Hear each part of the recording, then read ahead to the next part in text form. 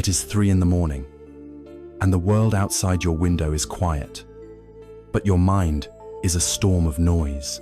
The silence of the house only makes the inner monologue louder, a relentless recounting of yesterday's failures and a fearful projection of tomorrow's demands.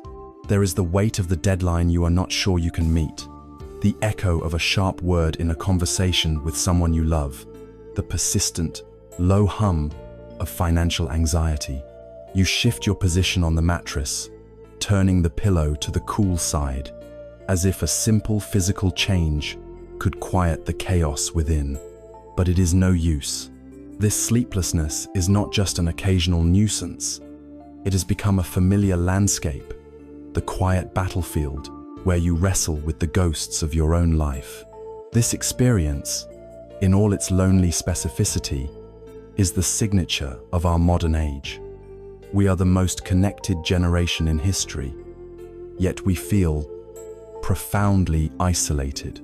We pursue more with a frantic energy, more success, more possessions, more validation from screens that glow in the dark, yet the feeling of not having enough, of not being enough, clings to us like a shadow.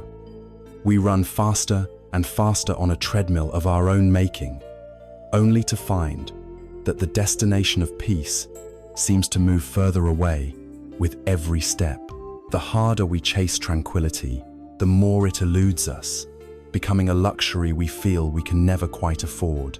But what if this entire premise is flawed? What if peace is not a destination to be reached, or a commodity to be acquired? What if it is not something to be found in a different job, a different city, or a different relationship? What if peace is a skill to be cultivated, a seed that already lies dormant within you, waiting for the right conditions to grow? What if there was a path, an ancient and time-tested technology of the mind, that does not ask you to change the world, but to fundamentally change your relationship with your own experience?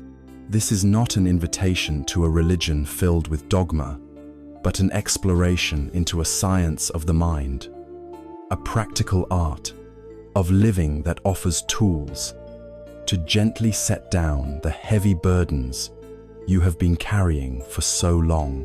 It is a path that teaches us how to find stillness, not by silencing the world, but by finding the quiet center within the storm. We live our lives against a backdrop of noise, a constant, low-frequency hum of restlessness. It is the symphony of our age. It plays when we wake and check our phones before our feet have even touched the floor. It plays as we navigate traffic and deadlines. And it is there, in the quiet moments of the evening, when the day's distractions fade, and we are left alone with the frantic, untamed energy of our own minds. This feeling is so pervasive, so deeply woven into the fabric of our existence, that we have come to accept it as normal. We call it stress, we call it anxiety, we call it the price of being ambitious and engaged in a competitive world. But this disquiet, this fundamental lack of ease, is not a necessary component of a meaningful life. It is a symptom, a fever telling us that the system is out of balance. To find the cure, we must first have the courage to look closely at the illness itself, to understand the intricate orchestration of this modern symphony of restlessness. The first and most overwhelming instrument in this orchestra is the relentless flood of information. Our minds, which evolved over millennia in environments of information scarcity, are now drowning in an infinite digital ocean. Before you have finished your first cup of coffee, you have likely been exposed to more data, opinions, and images than a person from a few centuries ago might see in a month. Notifications chime and buzz, demanding your attention. The endless scroll of social media feeds presents a torrent of curated triumphs, political outrage, and advertisements for things you never knew you needed. Your email inbox is a perpetual to-do list, a register of obligations and demands from others. We are told this connectivity is a gift, a tool for progress and efficiency, but it comes at a cost. Our attention, our most precious and finite resource, is being fractured into 1,000 tiny pieces. We have lost the ability to engage in deep, uninterrupted thought, the quiet, fallow periods of boredom, which were once the fertile ground for creativity, self-reflection, and genuine insight, have been colonized. Every spare moment, waiting in line, sitting on a bus, even walking down the street, is now an opportunity to be filled with more input, more content, more noise. This constant state of being plugged in creates a deep and abiding anxiety. It is the feeling of being perpetually behind, of swimming against a current that is too strong. The mind never rests because the flow of information never stops. It is a state of cognitive overload that leaves our nervous systems in a constant, low-grade state of alert, always processing, always reacting, never truly at peace. Layered on top of this digital deluge is the cultural pressure of relentless productivity, a phenomenon often called hustle culture. We are fed a powerful narrative that our value as human beings is directly proportional to our output. Busyness is worn as a badge of honor. The person who works the longest hours, who sleeps the least, who juggles the most projects, is held up as an ideal. This philosophy whispers a toxic message. If you are resting, you are failing. If you are not striving, you are stagnating. This external pressure is amplified by its internal counterpart, the fear of missing out, or FOMO. As we scroll through the highlight reels of our friends' and colleagues' lives, we are presented with an impossible standard. We see their promotions, their exotic vacations, their perfect families, and their creative successes. We are not seeing the messy, difficult, and often boring reality that lies behind these polished images. We are comparing our behind-the-scenes struggles to their public victories. The result is a gnawing sense of inadequacy, a feeling that our own life is somehow lacking. We begin to fear that we are making the wrong choices, that we are not living up to our potential, that a better, more exciting life is happening somewhere else, without us. This creates a desperate, anxious grasping. We overcommit ourselves, saying yes to everything, because we are terrified of missing an opportunity. We fill our calendars until there is no room to breathe, mistaking motion for meaning. We are like starving ghosts at a banquet, always looking at the next plate, unable to savor the food that is right in front of us. This constant comparison and striving is a recipe for chronic dissatisfaction, a self-imposed exile from the contentment of the present moment. The tragedy of this situation is compounded by a fundamental mismatch. Our brains, the very hardware we use to navigate this complex world, are running on ancient software. The core structures of our nervous system, particularly the amygdala, our internal alarm system, were designed for a very different environment. They were built to respond to acute, physical threats in the struggle for survival. When our ancestors encountered a saber-toothed tiger, the fight-or-flight response was a brilliant, life-saving mechanism. A surge of adrenaline and cortisol would prepare the body for intense physical action, to fight the predator or to flee from it. The threat was immediate, and the response was physical and, most importantly, temporary. Once the danger passed, the body would return to a state of rest. Our modern world, however, is filled with tigers of a different kind. They are abstract, psychological, and chronic. An aggressive email from your boss, a sudden drop in the stock market, a critical comment on your social media post, the pressure of paying the mortgage at the end of the month. To your ancient brain, these are all tigers. They trigger the very same cascade of stress hormones. But here is the crucial difference. You cannot fight or flee from an email. You cannot physically escape the pressure of a deadline. The threat is not resolved through a burst of action. So the stress chemicals remain in your system with no release. The tiger never leaves the cave. We are living in a state of perpetual, low-grade fight or flight. Our bodies are constantly primed for a danger that we can neither confront nor escape. And this chronic activation is the physiological soil in which anxiety and a host of stress-related illnesses take root. This confluence of external pressures and outdated internal responses gives rise to what Buddhist psychology has, for centuries, called the monkey mind. Imagine your mind is a wild, untrained monkey, injected with caffeine and let loose in a jungle of infinite, climbable branches. It leaps frantically from one thought to the next, never staying still. It chatters endlessly, with worries about the future. It screeches, with regrets about the past. It swings from branches of judgment and comparison to those of craving and aversion. This monkey mind is the internal engine of our restlessness. It is the narrator of our anxiety, the tireless commentator that prevents us from experiencing a single moment of simple, unadorned reality. We mistakenly believe that we are this monkey, that its frantic chatter is the sum total of our identity. The first and most profound step towards peace is realizing that we are not the monkey. We are the awareness that is watching the monkey. And through practice, we can learn to gently, patiently, train it to be still. There is an ancient Buddhist parable that captures this human predicament with haunting clarity. A man is walking through a field when he comes across a ferocious tiger. He flees, the tiger close behind him. He comes to the edge of a cliff, and with no other choice, he grabs hold of a vine and swings himself down over the edge.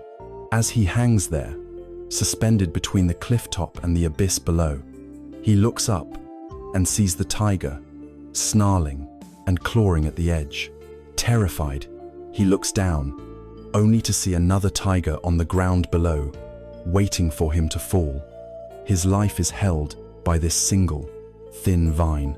As he clings to it, he notices two mice, one white and one black, have begun to gnaw on the vine at the point where it grows from the cliff edge.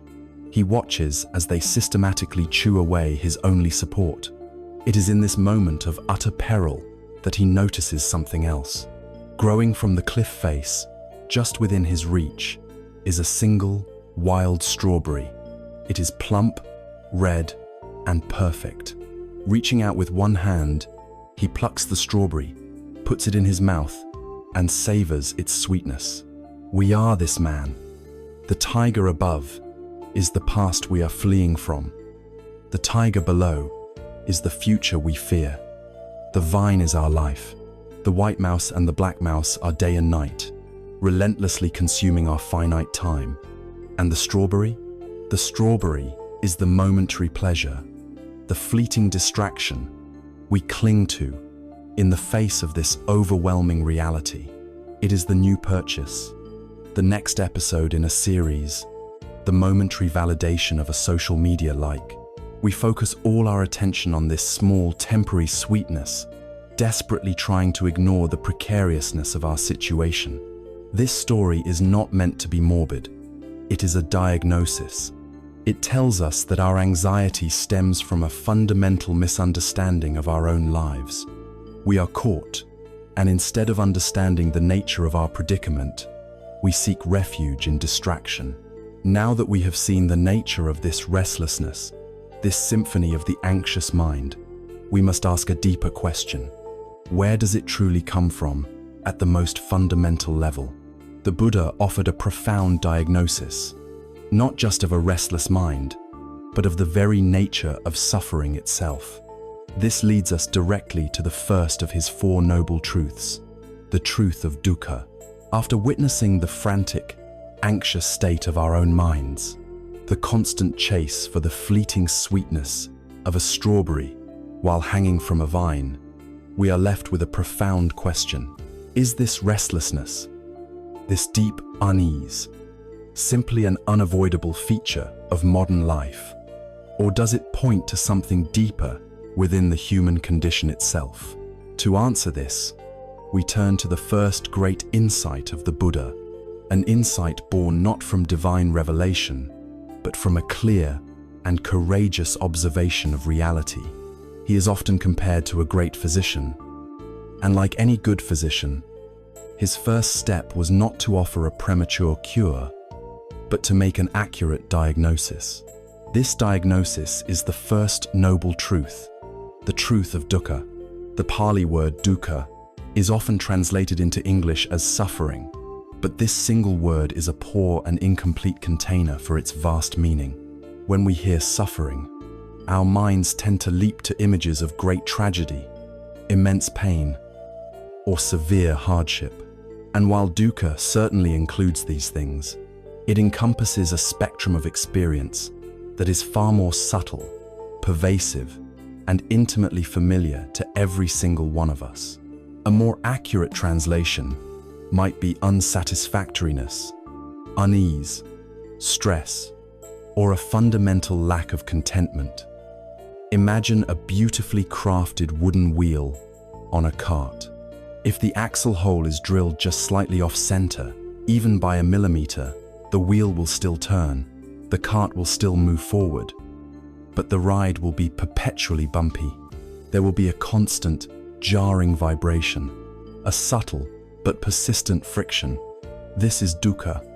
It is the background hum of imperfection in our lives.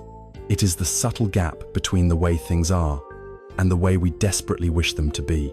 It is the faint but constant feeling that something is not quite right. Acknowledging this truth is not an act of pessimism. It is the opposite. It is an act of supreme realism and profound courage. You cannot begin to heal an illness until you first admit that you are sick. You cannot fix the wheel until you first acknowledge that the ride is bumpy. The first noble truth, therefore, is not a depressing declaration of doom, but a liberating first step towards genuine, lasting peace. To fully grasp it, the Buddha invited us to look at its three distinct forms. The first form is the most obvious and easily understood. It is called dukkha dukkha, which can be translated as the suffering of suffering, or the suffering of painful experience. This is the raw, undeniable pain that we all seek to avoid. It is the headache that throbs behind your eyes. It is the sharp pang of grief that comes with losing a loved one. It is the anxiety of a medical diagnosis, the sting of betrayal, the chill of loneliness. It is the hardship of old age, as the body weakens and fails. It is the struggle of poverty, the stress of not knowing if you can provide for your family. This aspect of dukkha needs little explanation, for it is woven into the very fabric of biological life. Every one of us, regardless of wealth, status, or privilege, will encounter this form of suffering. It is the common ground of our shared humanity. To deny its existence is to live in a state of delusion, to ignore the fundamental terms and conditions of being alive. By looking this reality squarely in the face, we begin to dismantle our feelings of isolation. We realize that our pain is not a personal failure, but a part of a universal experience. The second form of dukkha is more subtle, and in many ways, more profound. It is called viparinama dukkha, the suffering of change, or the suffering of pleasant experience. This may sound like a contradiction. How can pleasure be a form of suffering? The suffering does not lie in the pleasant experience itself, but in the ironclad law of its impermanence. Think of the most joyful moments of your life: the warmth of a perfect summer afternoon, the taste of a delicious meal, the exhilaration of falling in love, the pride of achieving a long-sought goal. These moments are beautiful and precious. Yet, Even in the midst of our greatest happiness, there is often a quiet, underlying anxiety, a whisper of fear that this moment will end, and it always does. The vacation is over, the meal is finished, the initial thrill of a new relationship matures and changes. The peak of achievement becomes the new baseline. The happiness we cling to is like trying to hold a fistful of sand. The tighter we squeeze, the faster it slips through our fingers. The suffering here arises from our resistance to change, from our attachment to the pleasant, and our desperate attempt to make it permanent in a world where nothing is. This is the sting in the tail of every pleasure. We become addicts of pleasant feelings, constantly seeking the next hit, the next strawberry, to distract us from the fact that the last one is already gone. This creates a restless, insatiable hunger, a life spent chasing fleeting highs while fearing the inevitable lows. The very happiness we seek becomes a source of our anxiety because we know, deep down, that it cannot last. The third and most subtle form of dukkha is sankhara dukkha, the suffering of conditioned existence.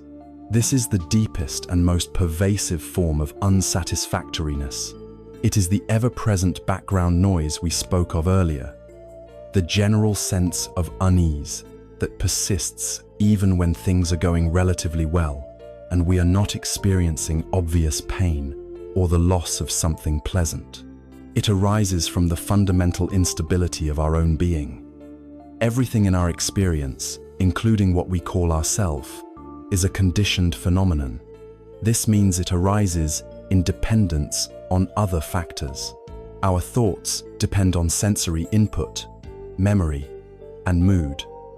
Our emotions depend on our body chemistry, our beliefs, and external events. Our body itself is a complex, ever-changing process, not a solid, static thing. There is no fixed, independent, solid core to who we are. We are more like a process than a thing, more like a wave than a particle, because everything is interconnected, and in a constant state of flux, there is no truly solid ground to stand on. This inherent unreliability of all phenomena, including our own mind and body, creates a deep, existential insecurity. It is the dukkha of being a fragile, composite self in a world of constant change.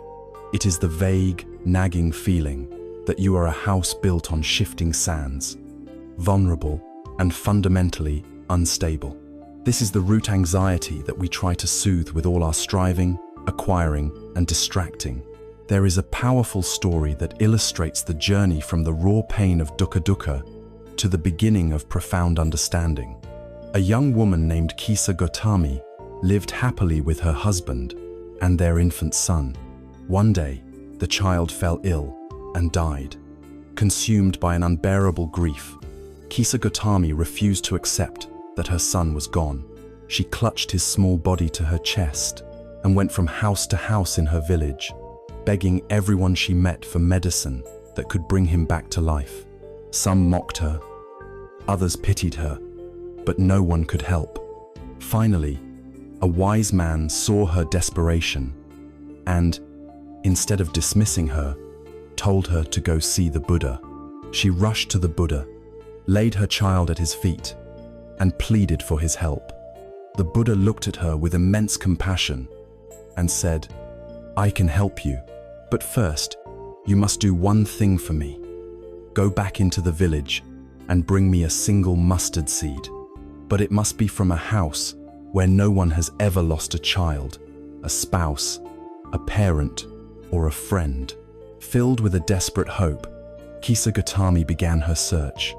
At the first house, a young woman answered, "Yes, of course. I can give you a mustard seed," she said kindly. "But I must ask," Kisa Gotami said, "has anyone in your family ever died?" The woman's face fell. "The living are few," she replied sadly, "but the dead are many. I lost my father just last year. Kisa Gotami went to the next house, and the next, and the next. The story was the same everywhere.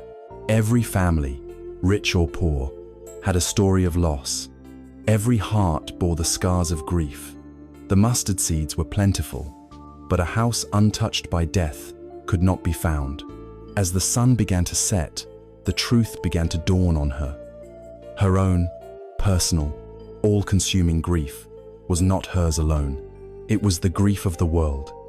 It was the price of love, the shadow of life. With this profound realization, the frantic energy of her denial subsided. She carried her son's body to the cremation ground, and having finally accepted the universal truth of loss, she returned to the Buddha, not for medicine, but for wisdom. Kisa Gotami's journey is our journey. We all begin by focusing on our own personal dukkha, feeling that our pain is unique and unjust. But a clear and honest look at the world reveals that this unease, in all its forms, is the universal condition of an unawakened life. To state this truth, to name it and acknowledge it, is not to surrender to it. It is to finally turn on the light in a dark room. Only when we see the layout of the room clearly can we begin to find our way. This radical act of seeing things as they are is the foundation of all that follows, and it naturally gives rise to the next, most hopeful question. If this is the symptom, what is the cause? And if a cause can be found, can it be ended? The brilliance of the Buddha's diagnosis was that it did not stop here. He proceeded to identify the precise origin of our disquiet, a cause that lies not in the world, but within our own minds. This is the promise held within the second noble truth. We have stood together in the stark, clear light of the first noble truth, acknowledging the pervasive reality of dukkha, the fundamental unsatisfactoriness of an unexamined life. We have had the courage to admit that the wheel of our existence feels off-center, that the ride is bumpy. This honest admission, this courageous diagnosis, is the essential first step, but it is only the first step. A physician who only identifies an illness without seeking its cause offers no hope for a cure. The true genius of the Buddha's insight, the element that transforms his teaching from a philosophy of observation into a path of liberation, is found in the second noble truth. This is the truth of samudaya, the origin, the arising, the cause of dukkha, and the news it brings is the most empowering news we could ever hope to hear. It tells us that our suffering is not random. It is not a punishment from an angry God, nor is it a meaningless flaw in the fabric of the cosmos. Our suffering has a specific, identifiable cause, and because that cause lies not in the external world, but within the patterns of our own minds, its solution lies there as well. The key to our own prison is in our own pocket. The Buddha identified this cause with a single, potent word, tanha. This Pali word is often translated as craving or desire, but its meaning is closer to a burning, insatiable thirst. It is not the simple, healthy desire for food when you are hungry, or for companionship when you are lonely. Tanha is a deeper, more compulsive drive. It is the frantic itch that only gets worse with scratching. It is a deep-seated addiction to the patterns of wanting and not wanting. This thirst is the engine that drives the wheel of dukkha. The mechanism is simple and relentless. We experience a pleasant sensation through one of our senses, and a thirst arises to hold on to it, to repeat it, to secure it. When we experience an unpleasant sensation, a thirst arises to push it away, to destroy it, to escape from it. And when we experience a neutral sensation, a subtle thirst arises for something more interesting, a craving to escape the perceived emptiness of boredom. This constant cycle of pulling things toward us and pushing things away from us is the very activity that creates our stress, our anxiety, and our dissatisfaction. The second noble truth asks us to shift our focus. The problem is not the external object or event. The problem is the internal reaction of thirst. The new car is not the cause of suffering. The frantic, obsessive craving to possess the new car is the cause. The difficult conversation is not the ultimate cause of suffering. The violent aversion and the desire to escape that feeling is the cause. By locating the root of the problem inside ourselves, we are no longer helpless victims of circumstance. We are empowered to work where work can actually be done. To understand this thirst more deeply, we can look at its three primary forms. The first and most recognizable form is kama tanha, the craving for sense pleasures. This is the thirst for agreeable sights, sounds, smells, tastes, and physical sensations. In our modern world, this form of craving is not just a personal failing. It is an entire economic system. The advertising industry is built upon the relentless stimulation of kama tanha. It creates in us a perpetual sense of lack, a belief that our happiness is just one purchase away. This is the craving that leads you to mindlessly scroll through social media, your thumb flicking in search of the next interesting image, the next entertaining video, the next little hit of dopamine from a notification. It is the thirst that has you opening the refrigerator for the 10th time, not because you are hungry, but because you are seeking a moment of pleasant taste to soothe a vague inner restlessness.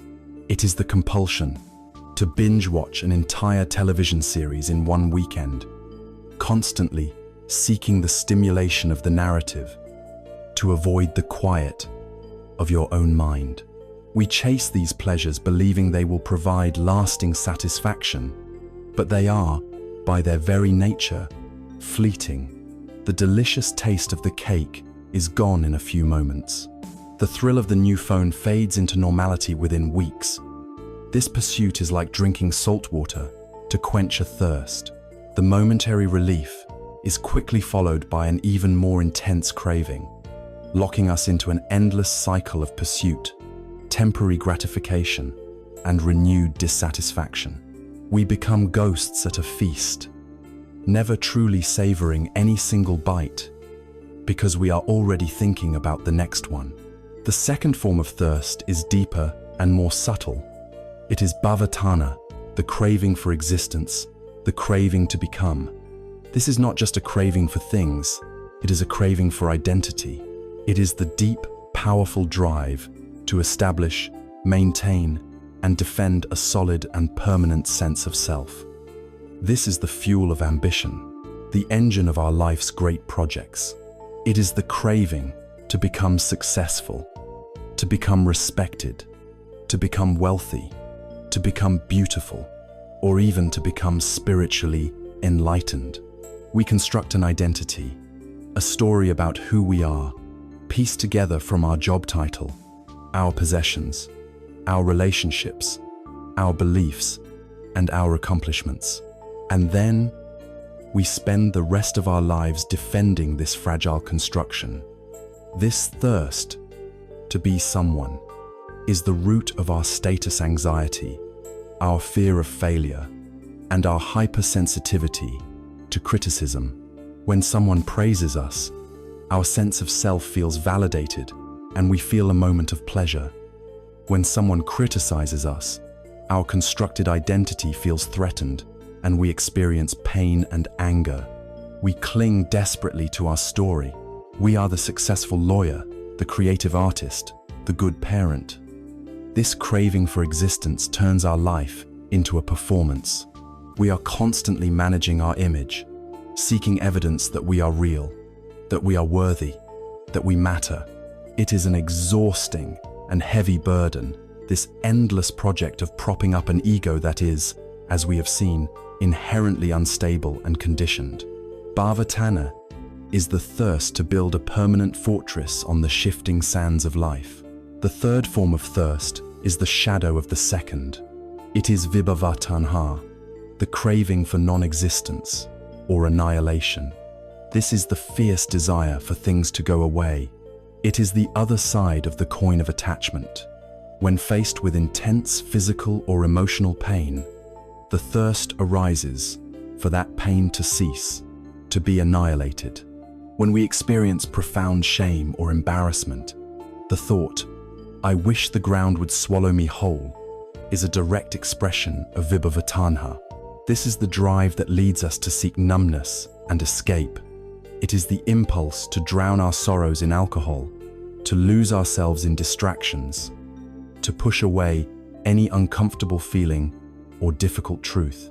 In its most extreme and tragic form, this craving for non-existence can manifest as suicidal thoughts, the ultimate desire to annihilate a self that is perceived as the source of unbearable pain. It may seem like the opposite of craving for existence, but it comes from the very same root, a violent refusal to accept reality as it is. Whether we are desperately pulling something toward us, bhavatanya, or violently pushing something away from us, vibhavatanya, we are still caught in the reactive, thirsty mind. We are still at war with the present moment, and this war is the very definition of suffering. There is a stark and simple parable that illustrates the self-destructive nature of Tana. A starving wolf, desperate for food, comes upon the sun-bleached skeleton of a long-dead animal in the wilderness. There is no meat on the bones, no marrow within them, not a single shred of nourishment to be found. But the wolf is consumed by its hunger, by its desperate thirst for food. It picks up a dry, hard bone and begins to chew on it frantically. It gnaws and grinds, its powerful jaws scraping against the barren surface. In its desperate effort, the sharp edges of the bone cut the wolf's own gums, and they begin to bleed. The wolf tastes the warm, salty flavor of its own blood. In its delusion, it thinks it is finally getting sustenance from the bone. It thinks, at last, some nourishment. This mistaken belief only encourages it to chew harder, to grind more desperately, inflicting ever deeper wounds upon itself in the pursuit of a pleasure that is coming entirely from its own self-inflicted injury. We are this wolf. The dry bone is the object of our craving, the fleeting pleasure, the fragile identity, the temporary escape. We chase it, cling to it, and gnaw on it, believing it holds the key to our happiness. In doing so, we wound ourselves again and again, mistaking the taste of our own suffering for a sign of progress. We are harmed not by the bone, which is empty and neutral, but by the force and delusion of our own craving. To see this mechanism of thirst within ourselves is to hold the map out of the wilderness. The second noble truth does not condemn us. It liberates us. It tells us that dukkha is not our essential nature. It is the result of a conditioned, learnable, and therefore unlearnable habit of mind. The source of our fundamental discontent is not a mystery. It is this three-pronged thirst for things to be different than they are. This is not bad news. This is the gospel of empowerment. It means that the path to peace does not require us to change the world, but merely to change our relationship to our own thirst. If a fire is fueled by a certain type of wood, we know that by ceasing to add that wood, the fire will eventually die down. If our suffering is fueled by tanha, then the cessation of tanha will lead to the cessation of suffering. This luminous possibility, this promise of an end to the conflict, is the territory we will explore next in the third noble truth. We have journeyed through the first two great truths of the Buddha's teaching, and the landscape may seem somber. We have looked unflinchingly at the diagnosis of dukkha, the pervasive unsatisfactoriness that colors our lives. We have identified its source, the burning, insatiable thirst of tanha, the compulsive craving that drives us to chase fleeting pleasures and flee from inevitable pains. To stop here would be to leave a patient with a diagnosis and a cause, but without a prognosis, without any hope for recovery. This is where the teaching pivots, where the path turns from the darkness of diagnosis to the brilliant light of possibility. This is the third noble truth, the truth of Nirodha, the cessation of suffering. It is the physician looking at the patient with calm confidence and declaring, "This condition is treatable. There is a cure." This is perhaps the most crucial and misunderstood point in the entire teaching. The word Nirodha means cessation or extinction. The state it points to is nirvana, which literally means to extinguish or to blow out. For a mind accustomed to the Western narrative of striving and acquisition, the idea of extinction can sound terrifying, like a nihilistic void, a bleak emptiness, or an annihilation of the self. But we must ask, what precisely is being extinguished? The Buddha was clear. What is extinguished are the fires, the fire of greed, that restless, burning desire for more, the fire of hatred and aversion, that reactive, searing flame of pushing away, and the fire of delusion, the smoldering embers of ignorance that prevent us from seeing reality clearly. Imagine a room filled with smoke, its air thick with the fumes of these three fires. You are choking, your eyes are watering, you cannot see clearly, and you cannot find peace. Nirodha is not the destruction of the room. It is the act of opening the windows, of allowing the fresh, clean air to enter as the fires die down from a lack of fuel. Nirvana is the state of the room once the smoke has cleared. It is not an empty void, but the mind's natural state, finally revealed, luminous, clear, spacious, and filled with an unshakable peace. It is the end of the war with reality. It is a state of profound well-being, freedom, and boundless compassion that is not dependent on external conditions. It is the joy of no longer being thirsty. This promise of a cure is the most profound hope offered to humanity. It asserts that suffering is not our ultimate destiny, but a promise is not enough. A patient who is told their illness is curable will immediately ask the next logical question: what is the treatment? What is the prescription I must follow? This brings us to the fourth noble truth, the truth of Magga, the path. If Nirodha is the destination of a cool, peaceful shore, then Magga is the well-built raft that will carry us there. It is the practical, detailed, step-by-step methodology for putting out the fires of suffering. This path is known as the Noble Eightfold Path. It is called noble not because it belongs to a special class of people, but because anyone who walks it becomes ennobled by the journey, transforming themselves from a state of bondage to one of freedom.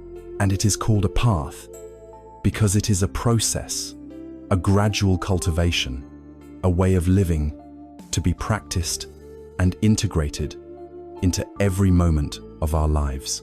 The 8 factors of this path are not a random list of rules, but a beautifully integrated, holistic system for human flourishing. To make them easier to understand, they can be grouped into 3 essential trainings: the training in wisdom, the training in ethical conduct, and the training in mental discipline. First is the training in wisdom, or prajna. This is the guiding intelligence of the path, the map and the compass for our journey. It consists of 2 factors. The first is right view, or right understanding. This is the starting point and the foundation for everything else. It means seeing things as they truly are, not as we wish them to be. It is the intellectual and, eventually, the intuitive understanding of the 4 noble truths themselves. It is the clarity to see the nature of dukkha in our lives, to recognize the mechanics of tanha in our minds, and to hold the possibility of nirodha in our hearts. Right view is having a correct map of the psychological territory we are navigating. Without it, we are simply wandering in circles. The second factor of wisdom is right intention, or right resolve. Once we have the map, we must decide on our direction of travel. Right intention is the conscious alignment of our heart's deepest aspirations with our understanding. It means making a deliberate commitment to cultivate intentions of three kinds. The intention of renunciation, which is the willingness to let go of clinging and attachment. The intention of goodwill, which is the commitment to meet all beings, including ourselves, with kindness and friendship. And the intention of harmlessness, or compassion, the resolve to not cause suffering to any living creature. Right view tells us what is true. Right intention directs our energy towards living in harmony with that truth. The second training is in ethical conduct, or shila. This is where our wisdom and intention begin to manifest in our concrete, daily actions. A mind agitated by guilt, shame, and conflict cannot become calm and clear. Shila is the practice of creating a peaceful foundation in our lives by choosing not to cause harm to ourselves or others. It is composed of three factors. The first is right speech. This is the practice of using our words with conscious intention. It means abstaining from lying, from divisive or slanderous speech that turns people against each other, from harsh or abusive language that wounds others, and from idle chatter that clutters the mind and wastes time. Instead, we cultivate speech that is truthful, kind, helpful, and timely. The second factor is right action. This involves aligning our physical behavior with our intention of harmlessness. It is classically defined as abstaining from taking life, abstaining from taking what is not given, and abstaining from sexual misconduct. It is the commitment to move through the world in a way that respects the life and well-being of all. The third factor is right livelihood. This is the practice of earning a living in a profession that is not harmful to others. It means avoiding work that involves exploitation, violence, deceit, or the trade in weapons, intoxicants, or poisons. It is the recognition that our work should be an expression of our values, contributing to the well-being of society rather than to its suffering. By purifying our speech and actions, we create an outer life of integrity that brings an inner sense of peace, making the deeper work of meditation possible. The third and final training is in mental discipline, or samadhi.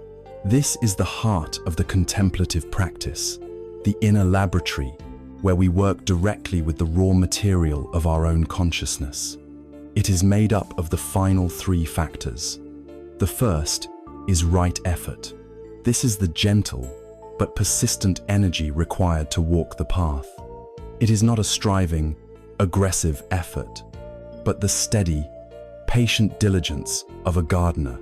It is the effort to prevent unwholesome, negative states of mind from arising, the effort to abandon them if they have already arisen, the effort to cultivate wholesome, positive states of mind that have not yet arisen, and the effort to maintain and perfect them once they are present. The next factor is right mindfulness, or sati. This is the core practice of being present. It is the capacity to pay attention, on purpose, in the present moment, without judgment. It is the skill of observing our own experience, our bodily sensations, our feelings, our thoughts as they arise and pass away, without getting swept away by them. Mindfulness is the clear, steady light of awareness that illuminates the workings of our own mind, allowing us to see the process of tanha as it happens, and thus giving us the freedom to choose a different response. The final factor is right concentration. As mindfulness and effort are practiced, the mind naturally becomes more stable and collected.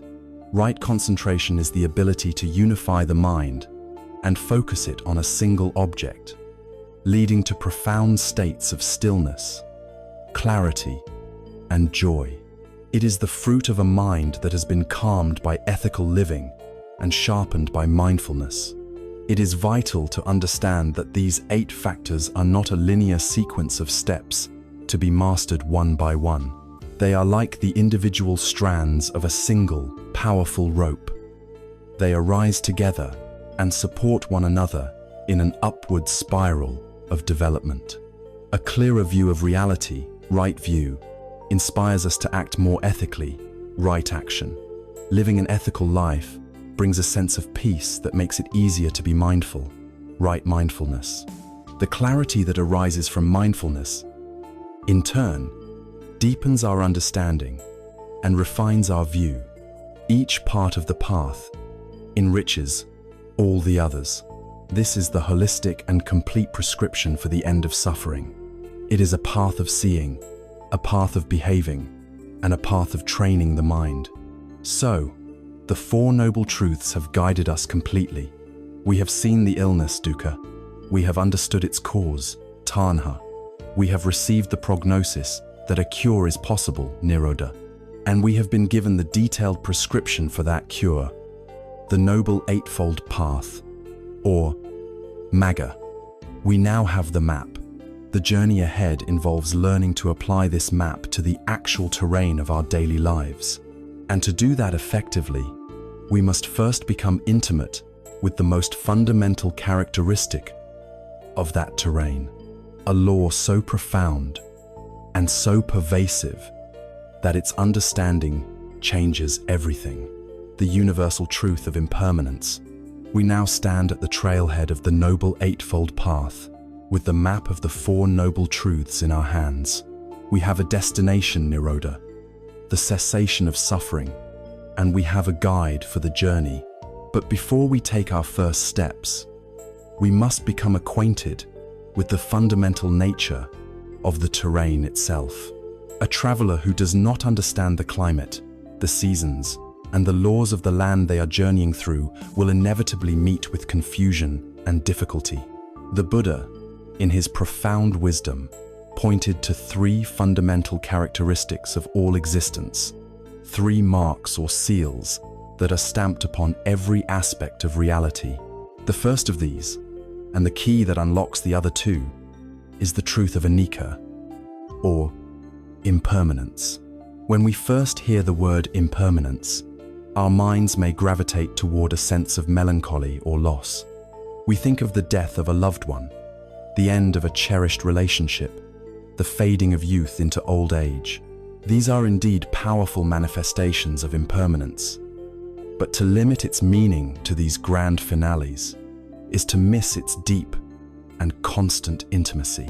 Anicca is not just the truth that all things will eventually end. It is the truth that all things are changing in every single moment. Nothing is static. Everything is in a state of flux. The universe is not a collection of solid, fixed nouns. It is a dynamic, flowing, and interconnected verb. The ancient Greek philosopher Heraclitus famously said, "No man ever steps in the same river twice, for it's not the same river, and he's not the same man." This perfectly captures the essence of anicca. We look at a river, and our mind gives it a single, solid label. The Hudson, the Thames, the Mekong. But the river itself is a process, a ceaseless flow of water molecules, silt, and life, never the same from one moment to the next. Our own lives are exactly like this river. We label ourselves with a name, a static identity, but we are a continuous process of becoming and unbecoming.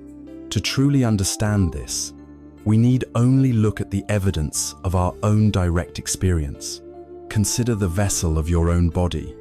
It seems solid, stable, a constant companion. Yet, it is a whirlwind of ceaseless activity and change. Millions of your cells are dying and being replaced at this very moment. The air you are breathing in is different from the air you are breathing out. The food you ate for lunch is being transformed into energy, tissue, and waste. The body you inhabit today is composed of almost entirely different matter than the body you had 7 years ago. Your breath is the most intimate and immediate teacher of impermanence. Notice it now. An in-breath arises.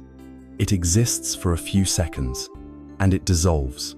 It is followed by an out-breath, which also arises, exists, and dissolves, making space for the next. You cannot hold on to a single breath to save for later. Each one is a gift, arriving and departing in a rhythm that has sustained you your entire life. A perfect, unbroken dance of arising and passing away. Now, turn your attention to your inner world, to the flow of your feelings and emotions. No emotional state is permanent. Think of a moment of pure joy. It feels wonderful, and our immediate instinct is to grasp it, to hold on to it, to make it last forever. But it cannot be done. The joy softens, transforms, and eventually fades, replaced by something else. Think of a wave of sadness or grief. In its midst, it can feel all-consuming, as if it will never end. Yet it, too, changes. It crests, it breaks, and its energy dissipates over time. Anger flares up like a fire, hot and intense, but it burns itself out. Even a state like boredom, which can feel like a stagnant eternity, is a transient feeling that will eventually be replaced. Our emotional life is a weather system, constantly shifting. To expect a single emotional state to last is like expecting a sunny day to last forever. Resisting the rain doesn't stop it from falling. It only ensures that you get wet while complaining about it. And what of our thoughts? The mind is the very embodiment of anicca. Sit quietly for even 1 minute and try to hold on to a single thought. It is an impossible task. The mind, this monkey mind we have spoken of, leaps from a memory of the past to a plan for the future, to a judgment about the present, to a random line from a song, to a sudden worry, all within the span of a few seconds. To observe the stream of consciousness is to have a front row seat to the torrential, unstoppable flow of impermanence. Our thoughts are like clouds drifting across the vast sky of our awareness. They appear, take a certain shape, and then dissolve, making way for the next one. So, if change is a neutral, fundamental law of the universe, why does it cause us so much pain? The answer is simple and profound. Dukkha, suffering, is not caused by impermanence itself. It is caused by our resistance to impermanence. It is the product of our attachment and clinging, our demand that reality conform to our desire for stability and permanence. We suffer because we are trying to build a permanent home on the banks of a constantly flowing river. We fall in love and want the thrilling, initial phase of the relationship to last forever, resisting its natural evolution into something deeper and different. We achieve a career goal and want to cling to that peak moment of success, fearing the inevitable ups and downs that follow. We look in the mirror and lament the signs of aging, wishing to freeze our bodies at a certain age, fighting a battle against time that can never be won. This struggle against the fundamental nature of reality is exhausting, futile, and the direct cause of so much of our anxiety, disappointment, and sorrow. It is like trying to hold back the ocean's tide with your bare hands. The tide will always win. The wisdom of anicca does not ask us to passively resign ourselves to a bleak fate. It invites us to learn a new skill, the art of letting go, the art of flowing with the current of life rather than fighting it. It asks us to become surfers, not dam builders. A skilled surfer does not try to stop the waves. They study them, respect their power, and learn to align their own energy with the energy of the wave to have a thrilling, dynamic, and graceful ride. To live with the wisdom of impermanence is to become a surfer on the waves of life. It means engaging with our joy fully, savoring it deeply, precisely because we know it is a precious, fleeting moment. It means allowing ourselves to feel our sadness without being consumed by it, knowing that it too is a visitor that will not stay forever. In Zen Buddhism, there is a practice where a master will draw an enso, a circle, with a single, fluid brushstroke. The circle is often imperfect, the ink blotchy in places. It is created in one unrepeatable moment.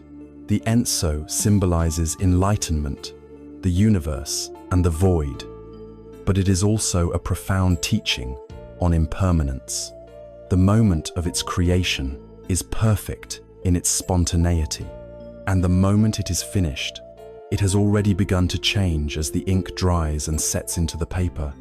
It is a celebration of the transient, imperfect, and beautiful nature of the present moment. By accepting impermanence, we stop trying to take static photographs of life and instead learn to participate in its beautiful, messy, and unpredictable dance. We find our security not in permanence, but in our own resilience, our ability to adapt, to learn, and to be present with whatever arises. This deep, experiential understanding of anicca is not merely a philosophical concept. It is a key that unlocks our chains. It frees us from the impossible burden of trying to control the uncontrollable. It allows us to appreciate the beauty of the present moment, without the anxiety of trying to make it last. It softens our grief, knowing that even the deepest pain will transform. It opens our hearts to a more profound and grateful engagement with the world as it is, not as we demand it to be. As we become more intimate with this constant flow, this ceaseless change in our bodies, our feelings, and our thoughts, a vital question naturally begins to form in the mind. If everything I experience is in flux, if everything is transient, then what is this I that is doing the experiencing? Is there a permanent, unchanging self at the center of this whirlwind of change? Or is this sense of a solid self also subject to the universal law of anicca?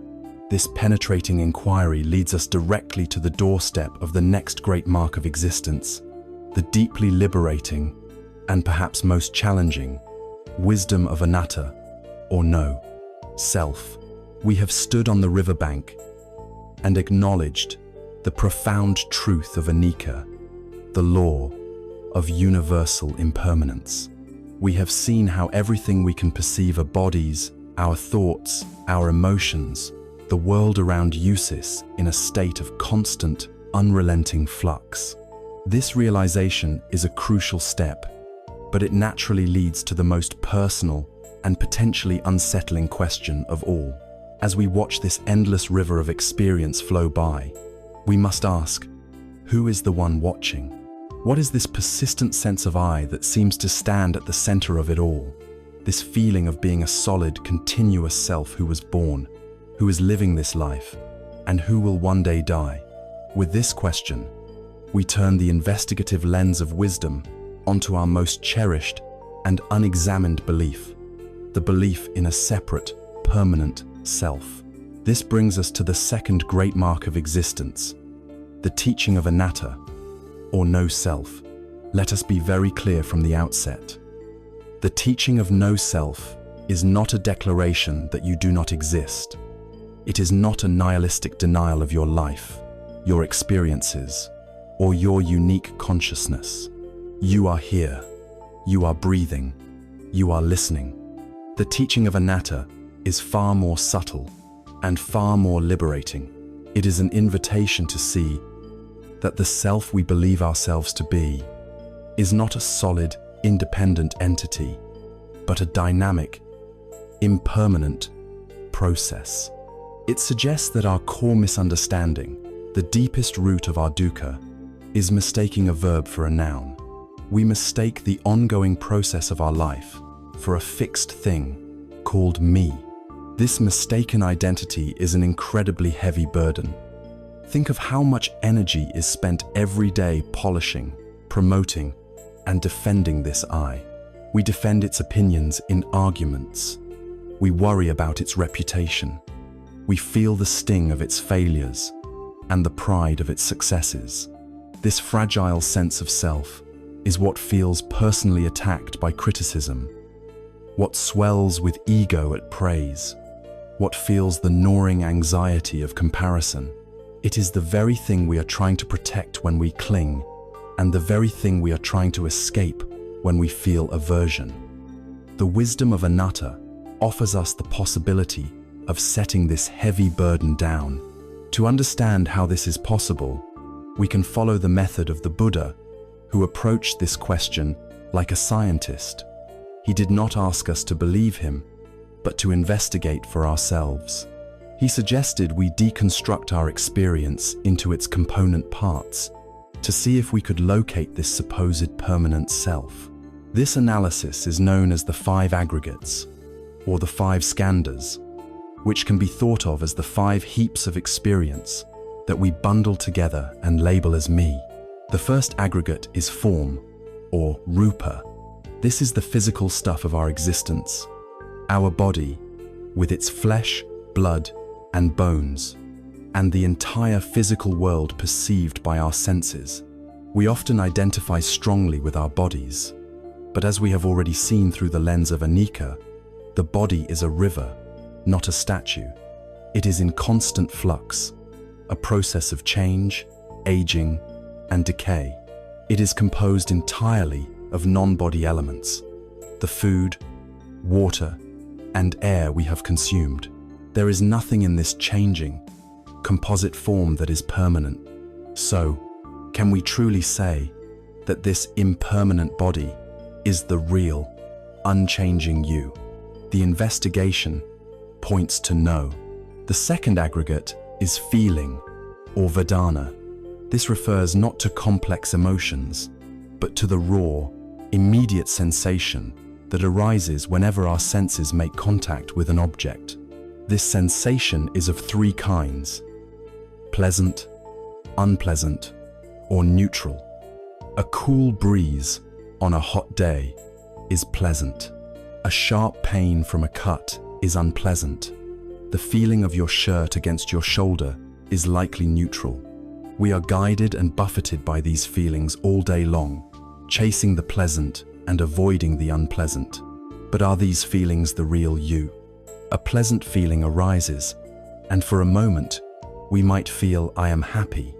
Then, an unpleasant feeling arises, and we think I am miserable. But these feelings are as fleeting as the weather. They come and go without our permission. Can this parade of transient, unreliable feelings be the solid, continuous self we are searching for? The investigation points to no. The third aggregate is perception, or sana. This is the faculty of the mind that recognizes, labels, and categorizes our experience. It's the part of the mind that sees a shape of green and brown and says, "That is a tree." It hears a sound and labels it music. It feels a sensation and identifies it as sadness. Our perceptions are essential for navigating the world, but they are deeply conditioned by our past experiences, our culture, and our language. The same event can be perceived in vastly different ways by 2 different people. Perceptions are not a clear window onto reality. They are an interpretation. They are also, like everything else, constantly changing from moment to moment. Is this conditioned, labeling process the real you? The investigation points to no. The fourth aggregate is mental formations, or sankhara. This is a very broad and important category that includes all of our volitional activities, our mental habits, our intentions, thoughts, beliefs, opinions, prejudices, and moods.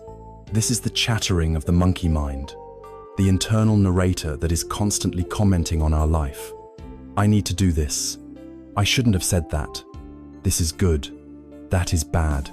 We identify with our thoughts and opinions, perhaps more strongly than anything else. But as we have seen, thoughts are the most ephemeral of all phenomena, a ceaseless torrent of arising and passing. Are you the angry thought that appeared this morning? Are you the compassionate thought that followed it? Are you the anxious plan for tomorrow? If we are the sum of our thoughts, then our self is a flickering, contradictory, and utterly unstable thing. Can this chaotic stream of mental activity be the enduring self we seek? The investigation points to no. The fifth and final aggregate is consciousness, or vijnana.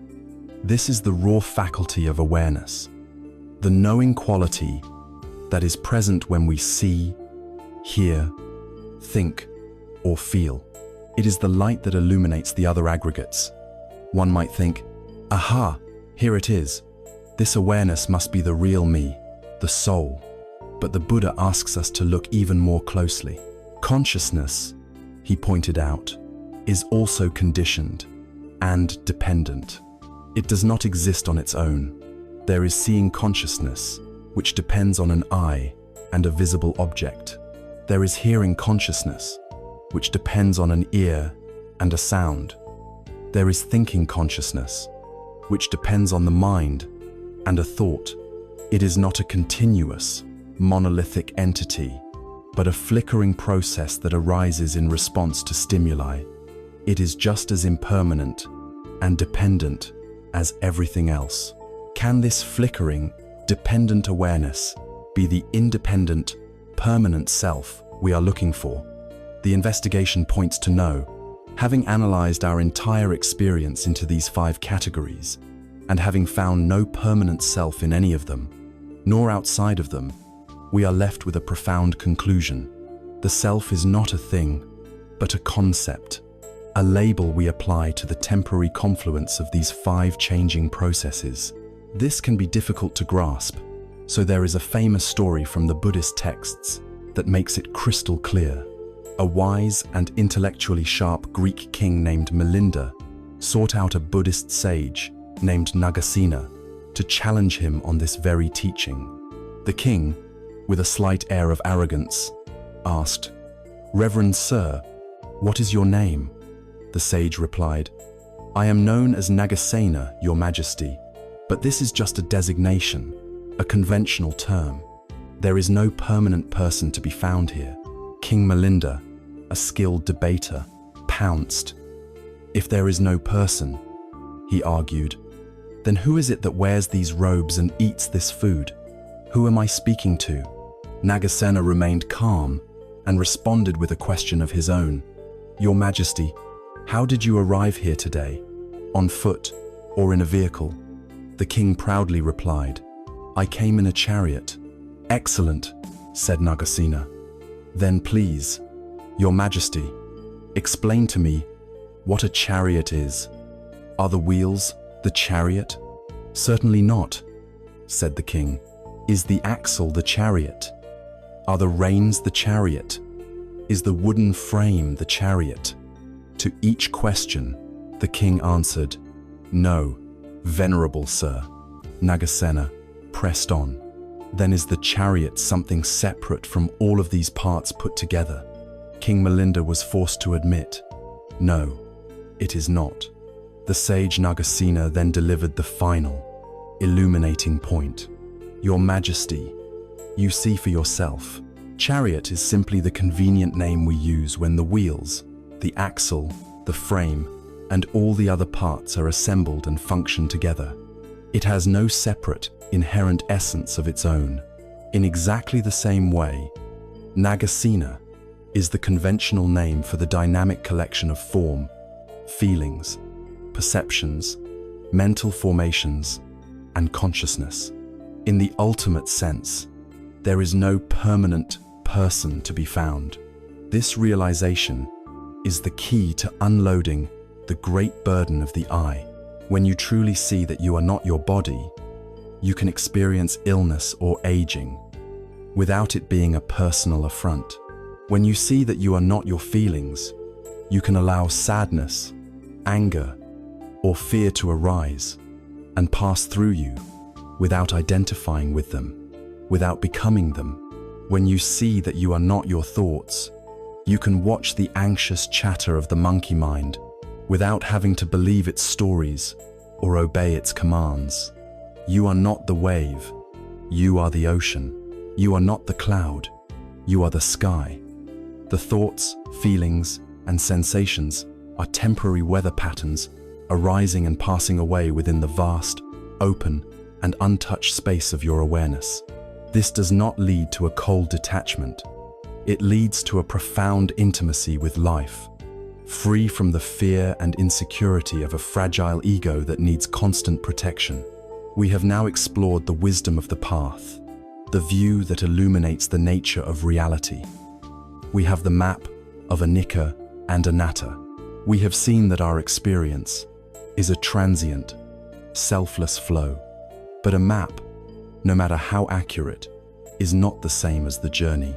A description of water, no matter how poetic, cannot quench a thirst. To move from intellectual understanding to lived, embodied liberation, we must put this wisdom into practice. We need a tool to train our attention, to see these truths directly for ourselves, moment by moment. The primary tool for this transformation, the heart of the training in mental discipline, is the practice of meditation.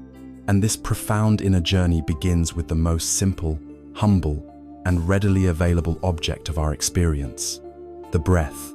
We have journeyed through the profound and challenging landscapes of wisdom, exploring the truths of impermanence, anicca, and no-self, anatta. We have examined the map that shows us the nature of reality and the nature of our own minds. This intellectual understanding is vital. It gives us direction and context. But a map, no matter how precise, is not the territory itself. To truly understand water, you must taste it. To truly understand freedom, you must experience it. The wisdom of the path must be balanced by the practice of the path. We must move from knowing to being. This is where meditation begins. For many, the word meditation conjures images of mysterious rituals, esoteric states, or an impossible demand to empty the mind. In the Buddhist tradition, however, meditation is something far more practical, grounded, and accessible. It is best understood as a form of mental training. It is fitness for the mind. Just as we can train our bodies to be stronger and more flexible, we can train our minds to be more stable, more clear, and more compassionate. The foundational exercise in this mental gym, the primary technique taught by the Buddha himself for cultivating this inner strength, is known as anapanasati, or mindfulness of breath. It is a practice of breathtaking simplicity and profound power. Its genius lies in its object of focus, the human breath. The breath is our most faithful companion. It is with us from the very first moment of life until the very last. It is utterly reliable, always present. It is free. It requires no special equipment, no particular belief system.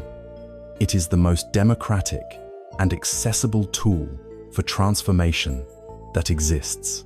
The breath occupies a unique space, a bridge between our conscious and unconscious worlds. While it functions automatically, we can also choose to regulate it. Most importantly for our practice, the breath is always happening in the present moment. You cannot breathe in the past. You cannot breathe in the future. Each breath is an event that is unfolding right now. Our minds On the other hand, are chronic time travelers. The monkey mind loves to swing to the past, replaying old conversations, nursing old grievances, or basking in nostalgia. Or it swings to the future, rehearsing for conversations that may never happen, catastrophizing about what could go wrong, or building elaborate plans. These mental excursions are the source of so much of our regret and anxiety. The practice of mindfulness of breath is the simple but radical act of tethering our wandering attention to this anchor of the present moment. Each time we return our focus to the breath, we are gently pulling the mind home from the fantasy lands of past and future and into the living reality of the here and now. The instructions for this practice are simple, but they invite a lifetime of deepening. First, find a posture that embodies both dignity and ease. You do not need to sit in a painful, full lotus position on the floor. A simple, straight-back chair is a perfect place to meditate. Sit with your spine upright, but not rigid, like a mountain that is both grounded and majestic. Allow your shoulders to relax, your hands to rest comfortably in your lap or on your knees. Place your feet flat on the floor, feeling the connection with the earth. This posture is not arbitrary. It is the physical expression of the mental state. We are cultivating one of wakeful presence. You can then gently allow your eyes to close, or if you prefer, lower your gaze to a point on the floor, a few feet in front of you. Now, bring your attention to the feeling of the breath itself. The instruction is not to think about your breath, but to feel the physical sensations of it. You might choose to rest your attention at the tip of your nostrils, noticing the subtle coolness of the air as it enters and the slight warmth as it leaves. Or you might prefer to place your attention on your abdomen, feeling the gentle rise as you breathe in and the gentle fall as you breathe out. Choose one of these spots as your home base. There is no need to change your breathing in any way. Do not try to make it deeper or slower. Simply allow the breath to be as it is, and let your attention rest upon its natural rhythm. Your only job is to feel the sensation of one in-breath, from its beginning to its end, and then to feel the sensation of one out-breath, from its beginning to its end. That is all. There is nothing to achieve. There is nowhere to go. Simply be with this breath and the next. Within a few moments, or perhaps even a few seconds, you will notice that your mind has wandered. You will find yourself lost in a thought, a memory, a sound, or a plan. Let me say this with all the clarity and kindness I can. This is not a mistake. It is not a sign that you are a bad meditator or that you are failing at the practice. This is simply what minds do. This is the monkey mind in action. The moment you realize your mind has wandered is a moment of victory. It is a moment of mindfulness. You have woken up from the dream of thought. The practice itself lies in what you do in this moment of waking up. The training is a simple three-step process. First, you gently recognize that the mind has wandered. You can even make a soft mental note, thinking or planning or hearing. Do this without any judgment, without any anger or frustration at yourself. You are simply noticing the weather pattern of the mind. Second, you gently release the distraction. You do not have to push the thought away or fight with it. Simply relax your grip on it, letting it be without following it any further. Third, and most importantly, you gently and kindly return your attention to the physical sensation of the breath. You bring your focus back to the feeling of the air at the nostrils or the rising and falling of the abdomen, and you begin again, being present for this one breath. You will repeat this process hundreds, perhaps thousands of times. The mind will wander, and you will gently bring it back. It will wander again, and you will bring it back again. This is the core of the practice. Every gentle return is a repetition in this mental gym. Every time you notice you are lost and kindly guide your attention home, you are strengthening the muscle of mindfulness.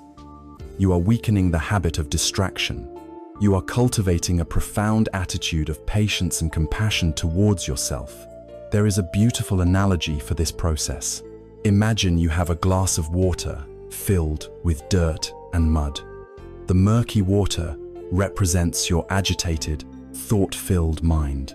If you become frustrated and try to force the dirt out, or if you keep stirring the water by fighting with your thoughts, you will only make the water murkier and more disturbed.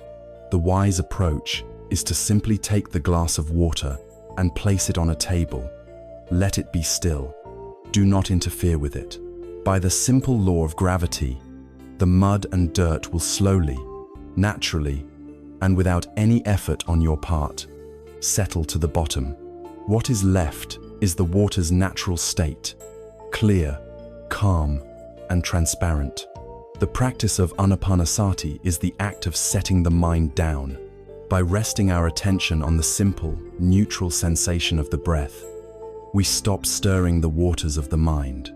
We create the conditions for our thoughts and emotions to naturally settle, revealing the inherent clarity and stillness that has been there all along.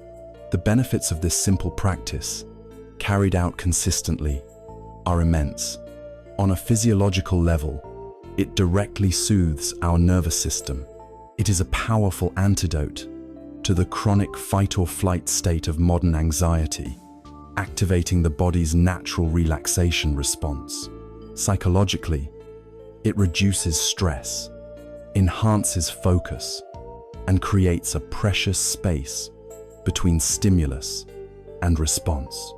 In that space lies our freedom, the freedom to choose how we will act, rather than simply reacting out of unconscious habit. Mindfulness of breath is our foundational skill, our anchor in the present moment. By practicing it, we learn to stabilize the mind and cultivate a kind, non-judgmental awareness. Once we have developed some measure of this stability, we can begin to expand our field of awareness. We can take this same gentle, patient attention that we have brought to the breath and begin to shine its light on the whole of our physical experience. Our next step is to learn to truly inhabit our bodies, to listen to their wisdom, and to make peace with the totality of our felt, physical lives. Having found a measure of stability by anchoring our attention to the simple, rhythmic reality of the breath, we are now prepared to broaden our field of awareness. We have been sitting on the shore, watching the anchor line hold steady in the water. Now, we will lift that anchor and allow the boat of our awareness to explore the coastline of our own being. Our first destination is the most immediate, tangible, and often most neglected aspect of our existence, the physical body. In our modern, head-centric world, many of us live as if we are disembodied minds. We treat our bodies like taxis, vehicles whose sole purpose is to chauffeur our brains from one meeting to the next.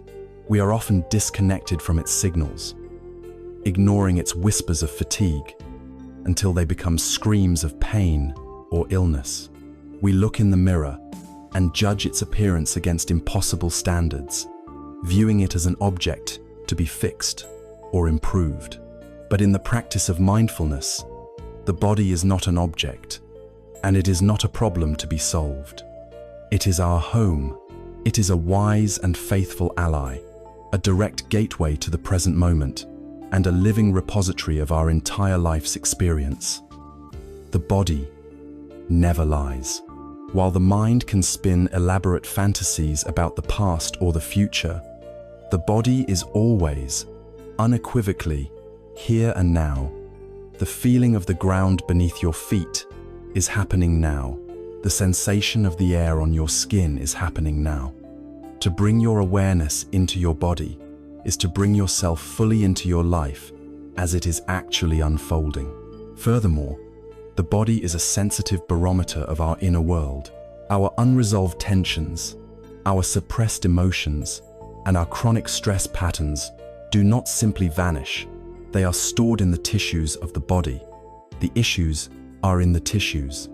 As the saying goes, a clenched jaw may hold a story of unexpressed anger. A perpetually tight stomach might be the physical signature of anxiety. Tension in the shoulders and neck is the classic mantle of responsibility and overwhelm.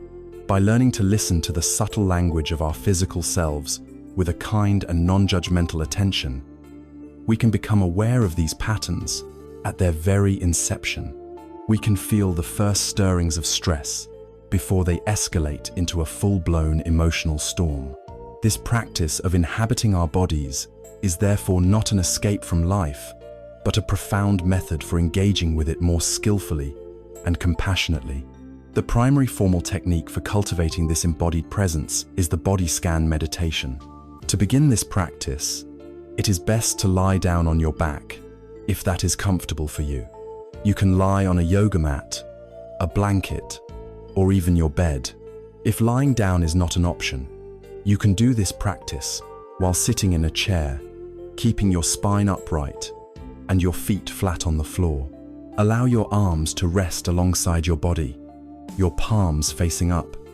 In a gesture of receptivity, take a few moments to settle in, feeling the weight of your body, noticing the points of contact with the surface beneath you, your heels, your calves, your hips, your shoulders, your head.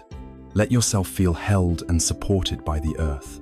Then, bring your attention to the familiar anchor of your breath, following the rhythm of the abdomen rising and falling for a few cycles, allowing the mind to begin to quiet and gather itself. When you are ready, gently guide the spotlight of your attention all the way down to your feet. Begin with the left foot. Without wiggling your toes or moving your foot, simply bring your awareness to that part of your body. What do you feel? You might notice sensations of warmth, or coolness, or tingling. You might feel the pressure of a sock, or the contact of one toe against another. You may feel an itch, or an ache, or perhaps you feel very little at all, a kind of numbness. Whatever is there, or not there, is perfectly fine. There is no right or wrong way to feel. Your task is not to judge, or analyze, or change anything, but simply to feel, to receive the raw data of sensation with a gentle, curious interest. Bring this same quality of attention to the sole of the left foot, the heel, the top of the foot, and the ankle. Now, let your attention move to the right foot, bringing that same kind curiosity to the toes, the sole, the heel, and the ankle. Notice if the sensations here are different from the left foot.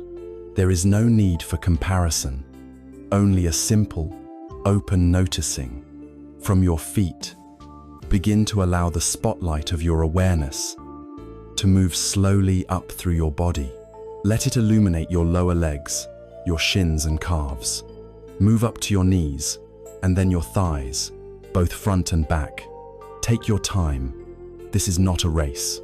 You are exploring the landscape of your own body, as if for the first time. Bring your awareness into the entire pelvic region, your hips, your buttocks, your groin.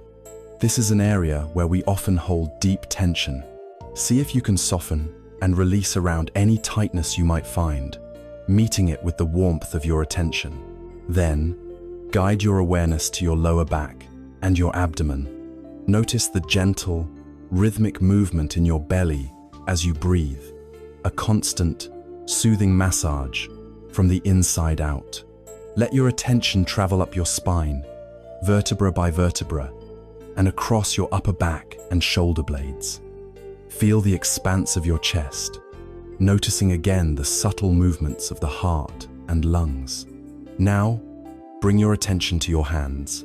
Start with the left hand, noticing the sensations in your fingertips, your palm, the back of your hand. Then travel up the wrist, the forearm, the elbow, and the upper arm, all the way to the shoulder. Repeat this journey with your right hand and arm. Notice any differences, any areas of tension or ease. Then, let your awareness move into the neck and throat, another common storage area for stress. See if you can soften the muscles here. Bring your attention to your face. Relax your jaw, letting your teeth part slightly. Soften your lips, your cheeks, your eyes in their sockets. Smooth your forehead. Finally, let your awareness rest on the very top of your head, your scalp. Having journeyed through the body piece by piece, now try to hold the entire body in your awareness at once. Feel your whole body as a single, unified field of sensation, from the tips of your toes to the top of your head. Feel the whole body breathing, a vibrant, living organism, humming with life. Rest here for a few moments, simply being present with the totality of your physical self. This practice of the body scan is a formal training, but its true purpose is to spill over into the rest of our lives. Mindfulness of the body is not confined to a cushion or a mat. We can practice it in every moment. When you walk from your car to your office, you can practice mindful walking.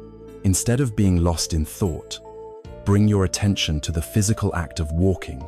Feel the sensation of your foot lifting from the ground, swinging through the air, and making contact with the pavement again. Feel the rhythm and balance of your body in motion. When you drink a cup of tea, you can do it with mindfulness. Notice the warmth of the mug in your hands. See the color of the liquid, smell its aroma, and as you take a sip, truly taste it.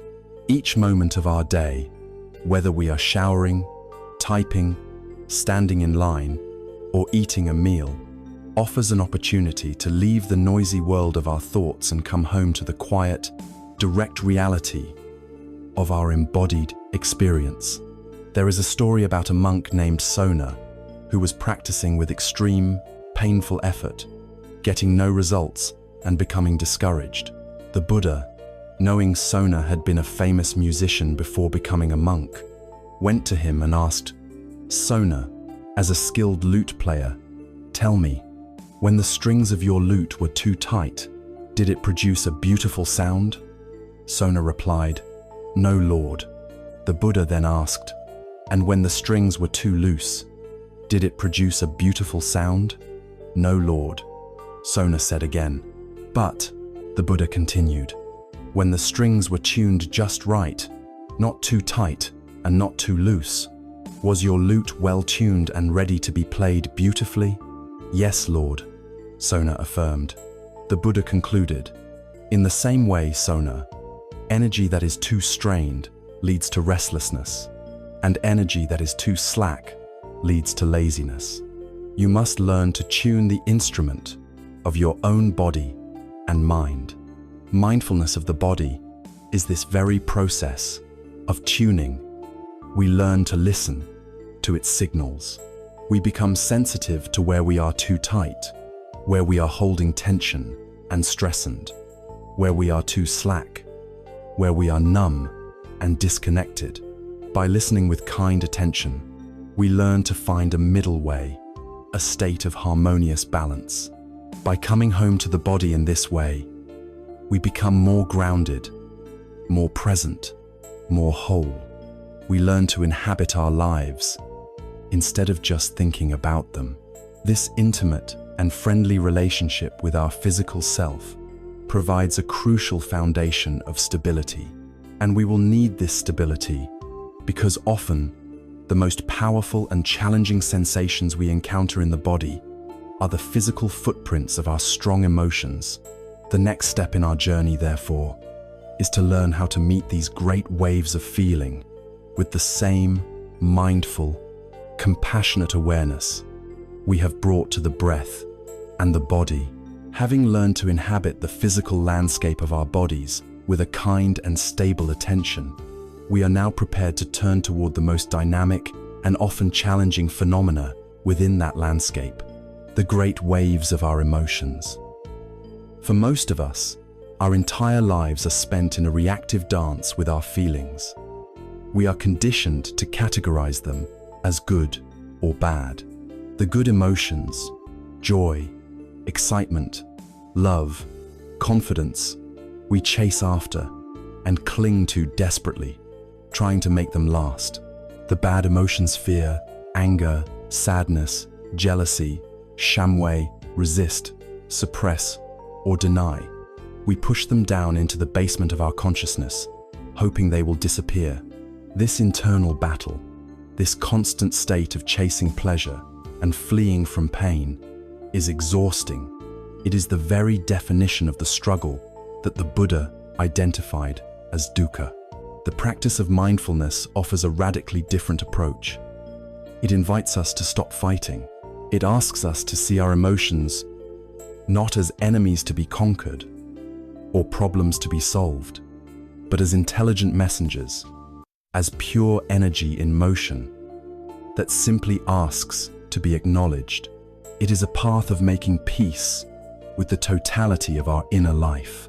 To begin this journey, it is incredibly helpful to understand the distinction the Buddha made between a raw feeling and a complex emotion. At the root of every emotion we experience is a simple, direct, and immediate sensation, which in the language of the teachings is called Vedana. This Vedana, or feeling tone, is of three types: pleasant, unpleasant, or neutral. It is the immediate, pre-verbal assessment the nervous system makes of any experience. Imagine you receive an unexpected compliment. The immediate, raw sensation is a pleasant Vedana. Now, imagine you accidentally touch a hot stove. The immediate sensation is an unpleasant Vedana. This initial feeling tone is a natural, unavoidable part of life. The problem and the suffering arises in the second stage, when the mind, our monkey mind, leaps in and builds a narrative around this raw sensation.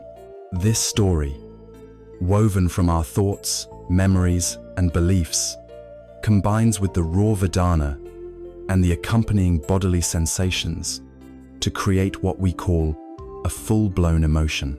Let's take the example of anger. You are waiting for a friend who is 30 minutes late. The initial unpleasant Vedana might be a feeling of restlessness or impatience in the body. Then the mind begins its story. They are so disrespectful. They don't value my time. This always happens. I bet if they were meeting someone more important, they would have been on time. As this story spins, the physical sensations intensify. Your chest might feel tight. Your face might feel hot. Your jaw might clench. This entire package, the unpleasant feeling tone, the angry story, and the physical arousalis, the emotion of anger. The practice of mindfulness is not about preventing the initial unpleasant Vedana. It is about learning to stay with that raw sensation without adding the second layer of a reactive story. It's about learning to feel the energy without becoming the drama. This creates a space, and in that space lies our freedom. A powerful and practical framework for working with difficult emotions in this way is summarized by the acronym RAIN. This is a simple, memorable guide for bringing mindful compassion to our inner storms. The first step, R, is to recognize. This means simply acknowledging what is happening inside me right now. It is a moment of clear seeing. Instead of being completely lost and identified with the emotion, you consciously recognize its presence. You can name it softly in your mind. Ah, this is anger, or anxiety is here, or sadness has come to visit. This simple act of naming creates an initial separation. You are not anger. You are the one who is aware of anger. The second step, A, is to allow or to accept. This is perhaps the most radical and healing step.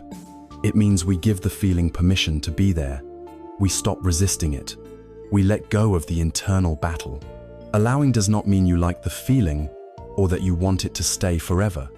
It simply means you are acknowledging the reality of the present moment. Right now, this feeling is here. You can say to yourself, "It's okay. Let this be here for a moment." When you stop fighting the wave, you stop creating the exhausting churn of secondary suffering. You stop adding the pain of resistance to the initial pain of the emotion itself. You are simply allowing the energy to exist without judgment. The third step, I, is to investigate with a gentle, non-judgmental curiosity. This is not a time for intellectual analysis, asking, "Why do I feel this way? Whose fault is it?" That is just more thinking. This is an embodied investigation. You bring your attention directly to the feeling as it manifests in your body. You ask gentle questions, not with your head, but with your awareness. What does this sadness actually feel like? Where is it in my body? Is it a heaviness in the chest? A lump in the throat? Is it hot or cold? Is it sharp or dull? Is it vibrating or still? You are getting intimate with the raw sensory experience of the emotion, beneath the label and the story. As you watch it with this kind curiosity, you will notice that it is not a solid, monolithic thing. It is a shifting pattern of physical sensations that are constantly changing, constantly in flux, demonstrating the truth of anicca. The fourth step, N, stands for nurture and non-identification. As you stay present with the difficult sensations in your body, it is a time to offer yourself some kindness. You can place a hand over your heart, a gesture of warmth and self-compassion. You can offer yourself some gentle, soothing words, as you would to a dear friend who is suffering. "This is so hard. May I be kind to myself in this moment. May I be patient." This act of nurturing soothes the nervous system and directly counteracts the habit of self-criticism. As a natural result of this whole process, recognizing, allowing, investigating, and nurturing non-identification arises. By seeing the emotion as a collection of changing, impersonal sensations in the body, you realize on a deep level that it is not you. It is not your identity. It is simply a passing storm. You are not the anger. You are the space that holds the anger. This is the heart of liberation. This leads us to one of the most beautiful and enduring metaphors for this practice. Your true nature, your fundamental awareness, is like the vast, open sky. It is spacious, boundless, and, in its essence, clear and untroubled. Our thoughts and emotions are like the weather.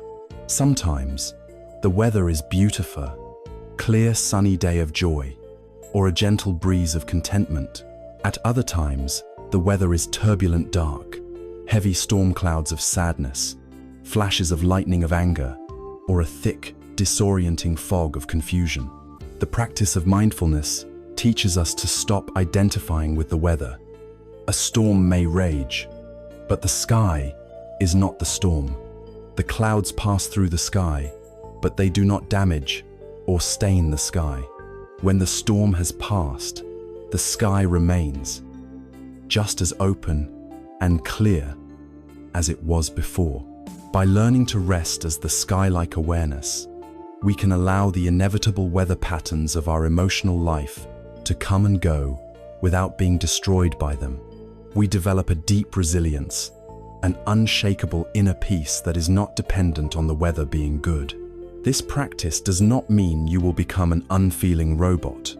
On the contrary, by allowing your feelings to be there without resistance, you will come to experience them more fully, but with less suffering. You will feel sadness with a tender, open heart. You will be able to feel the energy of anger without being compelled to speak or act on it destructively. You will be able to touch your fear with courage. You are no longer a slave to your emotions, but a wise and compassionate host to these temporary visitors. You learn to listen to their message.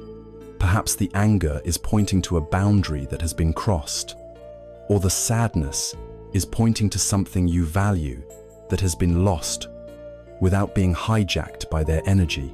By learning to befriend the full spectrum of our own emotional experience, by bringing a kind and spacious attention to our own inner difficulties, we are cultivating a heart that is tender and brave. This capacity to hold our own suffering with compassion is the very foundation for our ability to connect with others. The beautiful and natural next step on this path, therefore, is to learn how to actively cultivate the positive qualities of the heart, to intentionally water the seeds of kindness and goodwill that lie within us, directing them first toward ourselves and then extending them out into the world. We have journeyed inward, learning to sit with the breath, to inhabit the body, and to hold even our most difficult emotions with a spacious and accepting awareness. This is the practice of mindfulness, the cultivation of clear seeing. But wisdom, in the Buddhist path, is often compared to a bird with two wings. One wing is wisdom, or prajna, the clarity to see things as they are. The other wing is compassion, or karuna, the responsive warmth of the heart. For the bird to fly, both wings must be strong and in balance.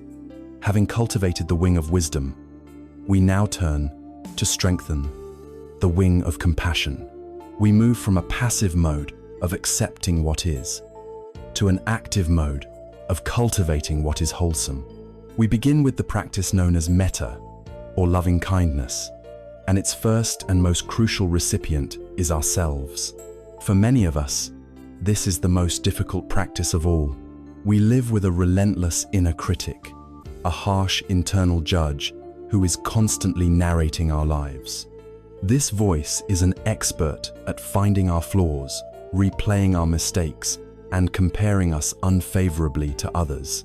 It whispers that we are not smart enough, not successful enough, not good enough.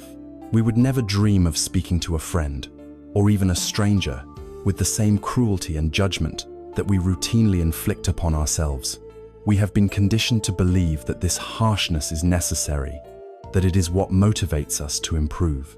But in reality, it is a source of profound and constant suffering, a form of self-inflicted violence that depletes our energy and poisons our well-being. The practice of metta is the direct and powerful antidote to this inner critic. It is the intentional cultivation of a gentle, unconditional friendliness towards ourselves. It is the practice of learning to become our own best friend. A common objection immediately arises: isn't this selfish? Isn't it narcissistic to focus on loving yourself? Our culture often mistakes self-compassion for self-pity or self-indulgence. But true metta for oneself is the very opposite of selfish. Imagine the safety instructions on an airplane. In the event of a loss of cabin pressure, you are instructed to put on your own oxygen mask first, before attempting to help others. This is not selfishness, it is wisdom. You cannot help anyone if you yourself cannot breathe. You cannot pour from an empty cup. In the same way, genuine, sustainable compassion for others can only arise from a heart that is not at war with itself. If our acts of kindness come from a place of self-neglect or a desperate need for external validation, they will ultimately lead to resentment and burnout.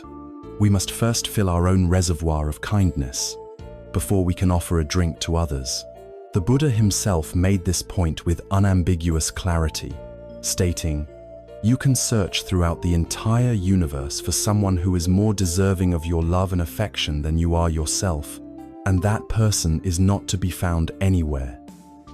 The journey of compassion, therefore, must begin at home, in the landscape of your own heart.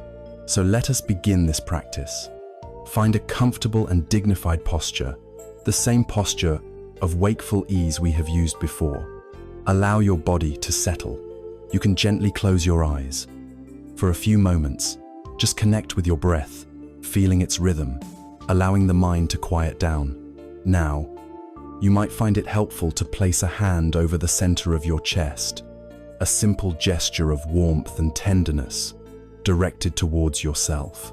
Feel the gentle pressure and warmth of your own hand. The practice itself is simple. It involves the silent, gentle repetition of a few phrases of well-wishing. These are not affirmations meant to force a feeling, but rather intentions, like planting seeds in the soil of your heart. Let us use a traditional set of phrases, but feel free to adapt them in ways that feel genuine and resonant for you. The first phrase is, "May I be safe." Silently, slowly, offer this phrase to yourself. It is a wish for safety and protection from all inner and outer harm, from the harm of accidents and illness, but also from the harm of your own self-judgment and fear. Just offer the intention, like a soft whisper, to your own heart. May I be safe. The second phrase is, "May I be happy."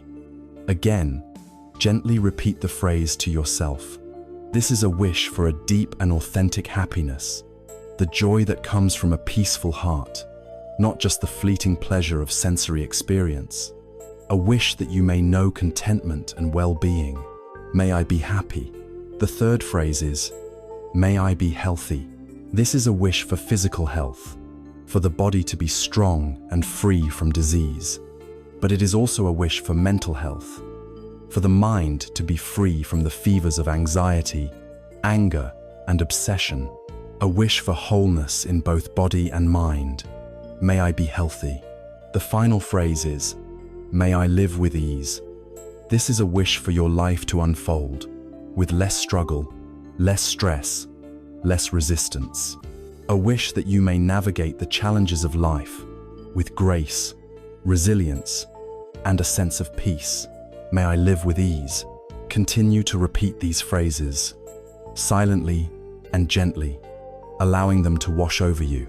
You can time them with your breath if you like, perhaps repeating one phrase on the in-breath and another on the out-breath. The rhythm is not important. What is important is the sincerity of the offering. You are watering the seeds of kindness within you. As you do this practice, you may encounter difficulties. This is perfectly normal. The heart can be like frozen, hardened ground, and it may take time for this warmth to penetrate. You may find that as you offer these phrases, the inner critic's voice becomes even louder, screaming, "This is ridiculous. You don't deserve to be happy or safe." If this happens, do not fight the voice. Do not argue with it. See this critical voice for what it is, a part of you that is deeply wounded, a part that has learned to use harshness as a form of protection. You can even extend your metta directly to that voice. To the part of me that feels I am unworthy, may you be at peace. May you be happy. You meet even your own resistance with loving kindness. You may also find that you feel nothing at all. You might feel numb or bored or cynical. This too is a common experience. If this happens, remember that the practice is in the intention, not in the result. You are not trying to manufacture a feeling of love. You are simply showing up and making the offering. The feeling may or may not come, and that is okay. Your job is to continue, patiently and persistently, planting the seeds. The warmth will come in its own time. Just as the sun will eventually thaw the frozen ground, the persistent offering of metta will eventually soften the hardest heart. It is also important to distinguish this practice of self-compassion from self-pity or self-indulgence. Self-pity keeps us stuck in our stories of victimhood. Self-compassion empowers us to take wise action. Self-indulgence is giving in to a craving for short-term pleasure that may be harmful in the long run, like eating an entire tub of ice cream to soothe a bad feeling. Self-compassion is recognizing that you are hurting and choosing an action that supports your long-term well-being, like going for a walk, meditating, or calling a friend. Self-compassion is a source of strength, clarity, and courage, not a weakness. By engaging in this practice, even for just 5 or 10 minutes a day, you begin to fundamentally rewire your relationship with yourself. You are actively changing your neural pathways, moving away from the well-worn grooves of self-criticism and creating new pathways of self-support and kindness. You are building an inner refuge, a place of safety and warmth that you can return to amidst the inevitable storms of life. You are learning to become your own ally instead of your own enemy. This practice of metta for ourselves is the essential first wingbeat of the bird of compassion. It stabilizes us. It heals us. It fills our inner reservoir with the qualities of warmth, patience, and acceptance. Once we have begun to establish this foundation of kindness for ourselves, once we have a taste of this inner peace, a natural desire arises to share it. Our cup begins to fill, and it naturally starts to overflow. This prepares us for the next beautiful and expansive step of the practice, learning to radiate this same loving kindness outward, extending the circle of our care to embrace all the other beings with whom we share this world. Having taken the courageous first step of turning the warmth of loving kindness, or metta, toward ourselves, we have begun to fill our own inner reservoir. We have started the process of healing the relationship with ourselves, transforming the harsh inner critic into a gentle inner friend. From this place of growing inner stability and kindness, we are now ready to open the gates of the heart and allow this benevolent energy to flow outward. The traditional practice of metta is a systematic training designed to gradually and skillfully dissolve the artificial walls that separate us from others. Our minds habitually divide the world into rigid categories: me, my friends and family, people I don't care about, and people I don't like. This fragmented view of the world is a primary source of our feelings of isolation, suspicion, and conflict. The expansion of metta is a revolutionary practice that seeks to replace these walls with bridges, demonstrating through direct experience the profound truth of our interconnectedness. This training unfolds in a wise and logical sequence, moving from the easy to the progressively more challenging. The practice begins, as it always must, with oneself. For a few moments, you once again offer the phrases of loving kindness to your own heart. May I be safe. May I be happy. May I be healthy. May I live with ease. You establish this baseline of self-compassion, grounding yourself in this benevolent intention. Then, the first expansion begins. You are invited to bring to mind a benefactor, a cherished friend, or any being for whom you feel easy, uncomplicated gratitude and affection. This could be a mentor who guided you, a close friend who has always supported you, a beloved family member, or even a pet whose unconditional love brings you joy. Hold an image of this person or being in your mind's eye. Allow yourself to feel the natural warmth and appreciation you have for them. Let that feeling fill your heart space. Then, just as you did for yourself, begin to direct the phrases of metta toward them. See them in your mind and offer the words, may you be safe, may you be happy, may you be healthy, may you live with ease. This stage of the practice is usually pleasant and easy. Its purpose is to amplify the feeling of metta, to make it strong and radiant, like using dry kindling to get a good fire going before adding larger, more difficult logs. Rest here for a while, basking in this shared warmth, sending these wishes for well-being to someone you hold dear. The next stage invites us to stretch our hearts just a little further. You are asked to bring to mind a neutral person. This is someone you see or interact with regularly, but for whom you have no strong positive or negative feelings. It might be the person who serves you coffee in the morning, the cashier at the grocery store, a neighbor you only know well enough to nod to, or someone you see on your daily commute. We see these people every day, yet they remain anonymous backdrops to the movie of our own life. This stage of the practice challenges that indifference. Bring an image of this neutral person to mind. Acknowledge that you know very little about them, but that just like you, they have a life filled with their own hopes, fears, joys, and sorrows. Just like you, they wish to be happy and to avoid suffering. And with this recognition of your shared humanity, you offer them the same phrases. May you be safe. May you be happy. May you be healthy. May you live with ease. At first, this might feel mechanical or even a bit strange, but this practice is a powerful antidote to the alienation of modern life. It rehumanizes the people we so often treat as objects, transforming the world from a collection of strangers into a community of individuals, each deserving of our goodwill. Now we arrive at the most challenging and perhaps the most transformative stage of the practice.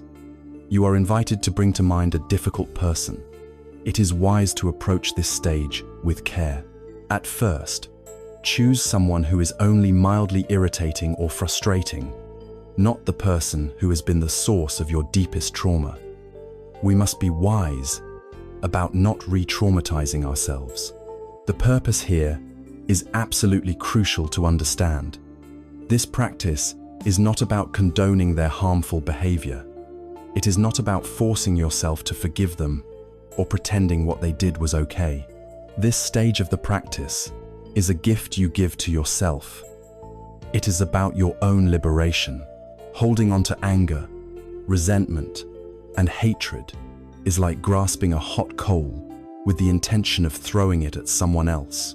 You are the one who gets burned.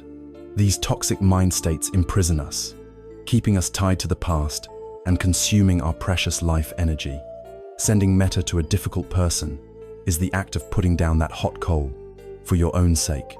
So, bring this person to mind and acknowledge the pain, anger, or hurt that arises. Allow those feelings to be there, as we learned in the practice of mindfulness of emotions.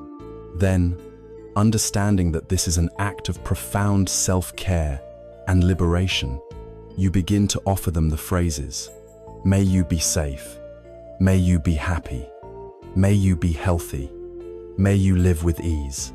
How is this possible? It becomes possible when we understand the motivation behind it. We wish for them to be happy because a truly happy, peaceful, and contented person does not cause harm to others. Their harmful actions, whatever they may be, are a direct result of their own suffering, their own greed, their own fear, their own confusion. By wishing for them to be happy, we are simultaneously wishing for them to be free from the very inner poisons that cause them to inflict pain on others. It is the most strategic possible wish for an end to the cycle of violence and retaliation.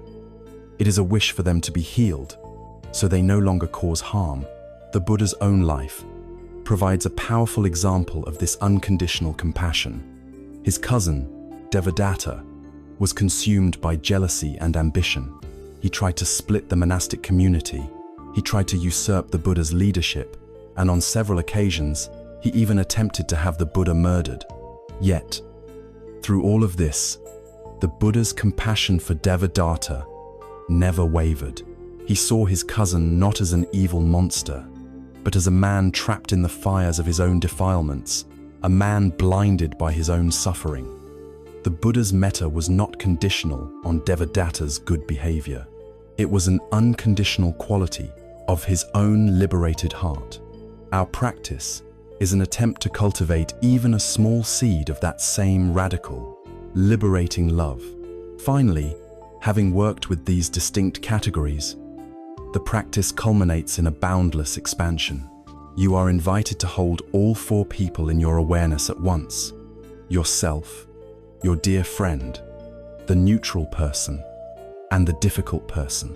See all four of you together and recognize that despite your different roles in your life story, you are all fundamentally the same in your desire for happiness and peace. Then, from this group, begin to radiate your loving kindness outward in all directions. Imagine it extending to everyone in your building, your neighborhood, your city. Extend it to all people in your country and all people on your continent. Let it cross all boundaries of nationality, religion, and race. Include people you like and people you don't. Let your metta be like the light of the sun, which shines on everyone and everything without discrimination. Extend it beyond human beings to the animals, the plants, to all living beings, great and small. Send it out in all 6 directions: north, south, east, west, above, and below. You can use a summary phrase: may all beings everywhere be safe. May all beings be happy. May all beings be healthy. May all beings live with ease. Rest in this state of boundless, universal, and unconditional goodwill. This systematic practice of expanding loving kindness is a powerful way to deconstruct the illusion of a separate, isolated self. It softens the hard edges of our ego, melts the ice of our resentments, and connects us to the profound reality of our shared existence. It is a practice that heals not only our own hearts, but also ripples outward, contributing to a more peaceful world. This wish for all beings to find happiness, which is metta, has a natural and inseparable companion. It is the wish for all beings to be free from their pain and suffering. This active, responsive, and tender quality of the heart is known as compassion, or karuna. Having cultivated the wish for happiness, we now turn to the profound practice of opening our hearts to suffering, both our own and that of the world.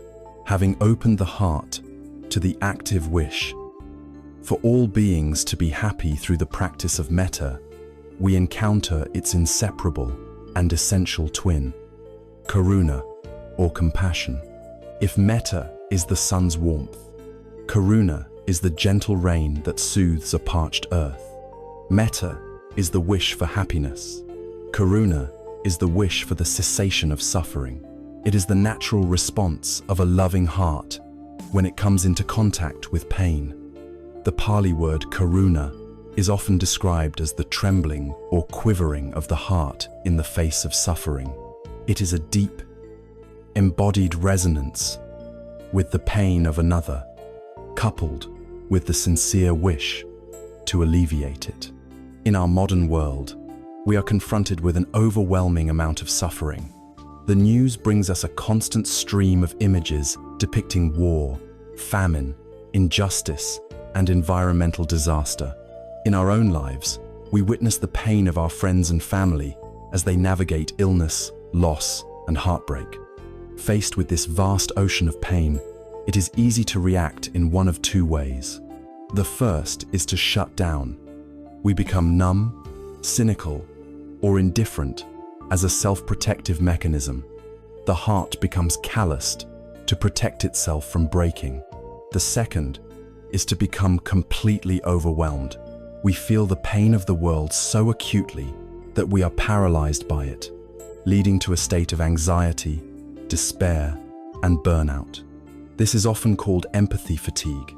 The path of karuna offers a third way. It is a path that allows us to keep our hearts open and responsive to suffering, but with a quality of wisdom and resilience that prevents us from being destroyed by it. To walk this path, it is crucial to distinguish true compassion from its near enemies, pity, and raw, untempered empathy. Pity, on the surface, may look like compassion, but it is rooted in a sense of separation.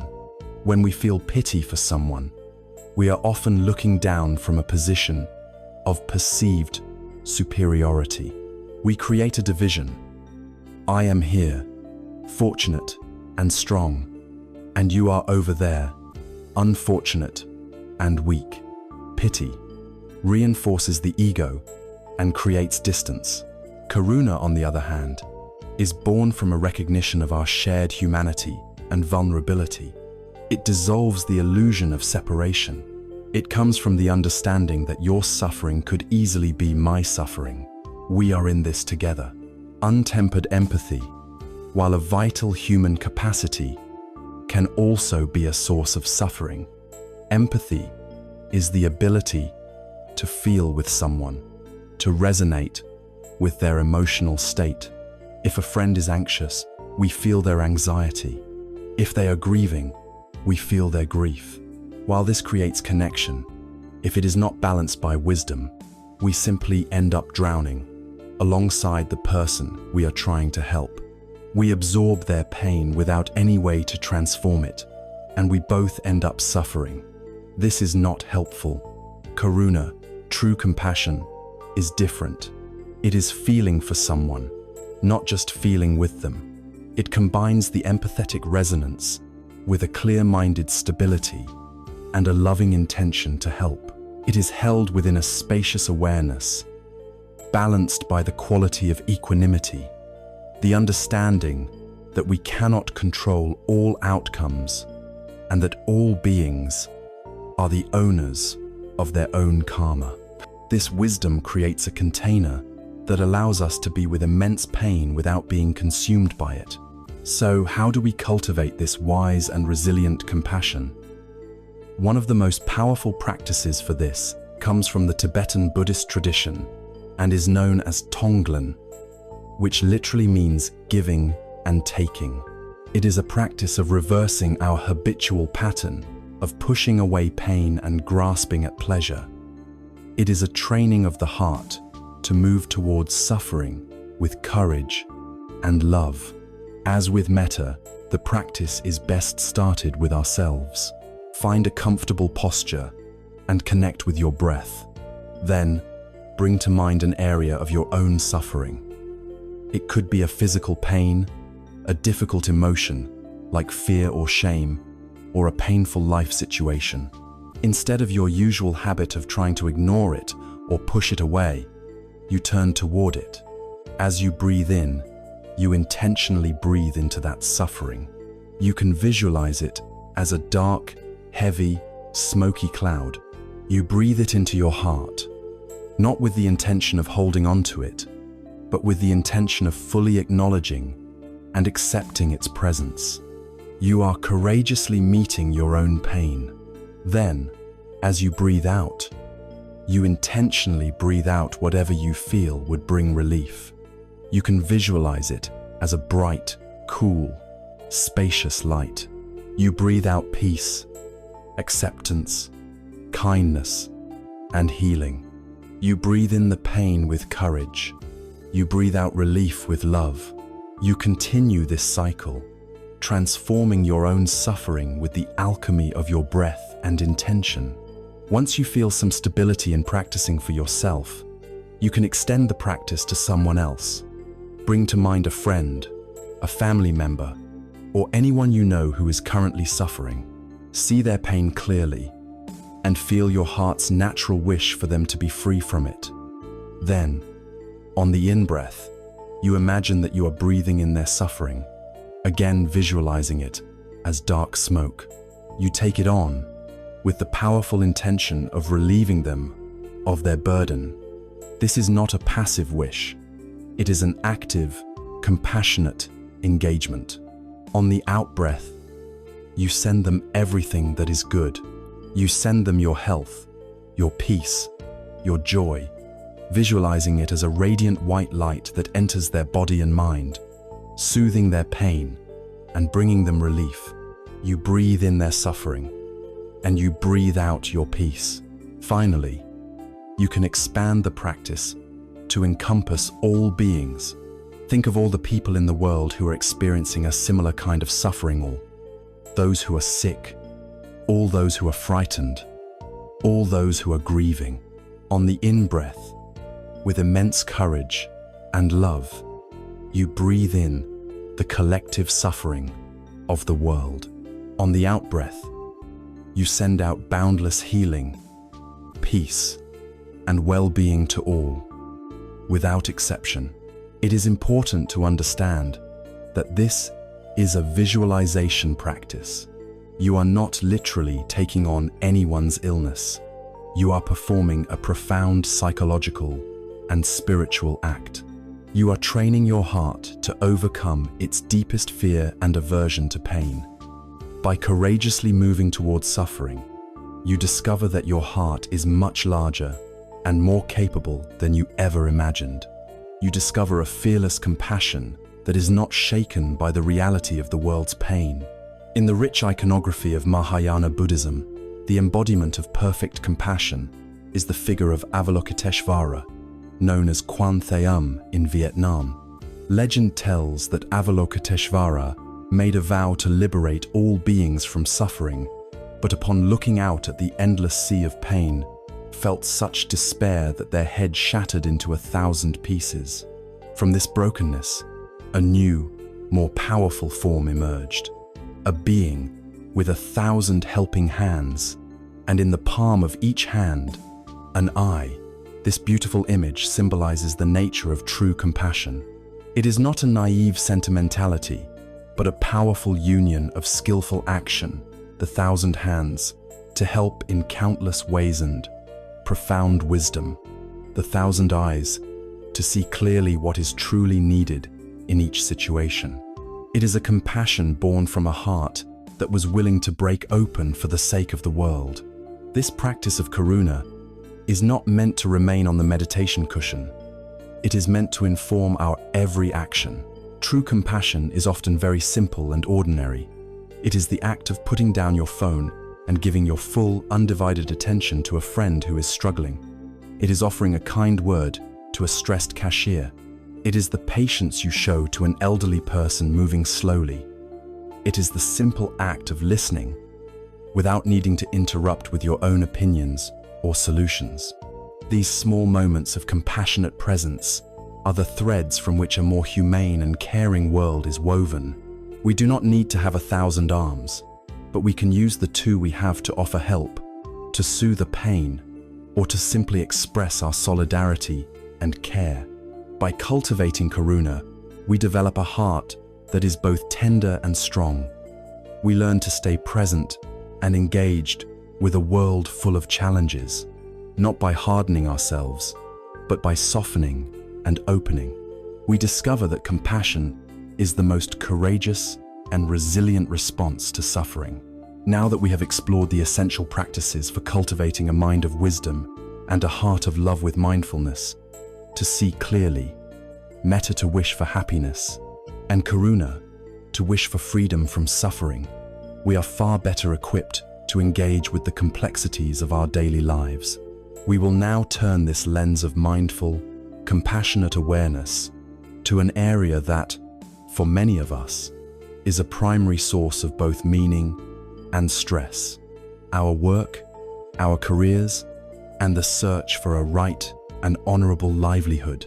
Having cultivated the inner tools of mindfulness, loving kindness, and compassion, we now turn our attention to the arena where these qualities are most challenged and where they can bear the most fruit: our daily work. For most of us, the workplace is where we spend the majority of our waking hours. It is a landscape of deadlines, ambitions, conflicts, and immense pressure. We often see our work life as a necessary evil, an obstacle to be endured, something that stands in the way of our peace and happiness. We compartmentalize, telling ourselves, "I will find peace on the weekend, on my next vacation, or when I finally retire." But what if this is a flawed perspective? What if the workplace, with all its challenges and difficulties, could be transformed into our primary field of practice? What if the office could become our modern monastery, the quarterly report our sacred text, and the difficult colleague our most profound teacher? The wisdom of the Buddhist path does not ask us to run away from life, but to engage with it more fully and skillfully. This approach begins with the fifth factor of the Noble Eightfold Path, known as Sama Ajiva, or right livelihood. This is the principle that we should seek to earn our living in a way that is honorable, ethical, and does not cause harm to ourselves or others. Classically, this meant avoiding professions based on violence, such as trading in weapons, exploitation, such as the trade in human beings or animals, deceit, such as fraud, and the trade in poisons or intoxicants that cloud the mind. In our complex modern world, we can expand this principle to ask ourselves deeper questions about our work. Does my work contribute to the well-being of society, or does it contribute to division, addiction, environmental degradation, or mindless consumerism? Does my company treat its employees and customers with respect? Do the values I enact at work align with the values I hold in my heart? These are not easy questions, and for many, the economic necessity of life means we do not always have the luxury of choosing a profession that perfectly aligns with our ideals. The teaching of right livelihood is not meant to be a source of guilt or judgment. It is a North Star to guide our intentions. Even if our current job is not ideal, the principle of right livelihood encourages us to bring integrity and harmlessness into the work we do. It shifts the focus from what we do to how we do it. And this is where the practice of mindfulness becomes our most powerful tool. The most common source of stress at work is the feeling of being overwhelmed, of juggling too many tasks at once. We are taught that multitasking is a virtue, a key to efficiency. But neurologically, multitasking is a myth. The brain cannot focus on two demanding tasks at once. Instead, it rapidly switches its attention back and forth between them, a process that is inefficient, exhausting, and prone to error. The mindful approach to work is the direct antidote to this. It is the practice of single tasking. When you are writing an email, just write the email. Feel the sensation of your fingers on the keyboard. Focus your mind on the words you are choosing. When the email is done, you move to the next task. When you are in a meeting, just be in the meeting. When you are making a phone call, just make the phone call. There is a famous Zen story about a master who was asked by a student about the secret to enlightenment. The master replied, "When I eat, I eat. When I sleep, I sleep." The student was confused. "But doesn't everyone do that?" The master smiled. Most people, when they are eating, are thinking of 100 other things. When they are trying to sleep, they are worrying about the day's events. They are never fully where they are. To bring this quality of single-pointed attention to your work transforms it. The frantic rush is replaced by a calm, sequential flow. The quality of your work improves, and your stress levels plummet. You are no longer fighting your day. You are simply living it, one moment, one task at a time. This mindful approach can be supported by simple, practical techniques that can be integrated into even the busiest workday. One of the most effective is the 1-minute meditation. The next time you feel a wave of stress rising, perhaps before a difficult presentation or after a frustrating phone call, stop what you are doing. Set a timer on your phone for just 60 seconds. Close your eyes. Take one deep, conscious breath, in and out. Then, for the remainder of the minute, simply bring your full attention to the feeling of your breath, just as you have practiced in formal meditation. When the timer goes off, open your eyes and return to your work. This brief pause is incredibly powerful. It acts as a circuit breaker, stopping the runaway momentum of the stress response and allowing you to recenter and approach the next moment with a clearer mind. Another transformative practice is that of deep or mindful listening. In most conversations and meetings, we are not truly listening. We are hearing the other person's words, but our mind is busy formulating our own response, waiting for our turn to speak, judging what they are saying, or thinking about something else entirely. Deep listening is the practice of offering someone the gift of your full, non-judgmental attention. You listen not only to their words, but to the feeling and intention behind the words. You notice their body language. You set aside your own agenda and simply receive what they are offering.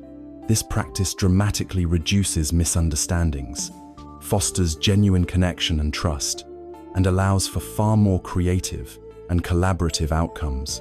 Perhaps the most profound shift that mindfulness brings to our work life is the untangling of our identity from our professional outcomes. We are conditioned to believe that we are our jobs. Our sense of self-worth rises and falls with every success and failure, every promotion and setback, every word of praise or criticism. This is a recipe for a life of anxiety and instability. The wisdom of anatta, of no self, reminds us that we are not our jobs, we are not our successes, and we are not our failures. These are just transient events passing through our lives.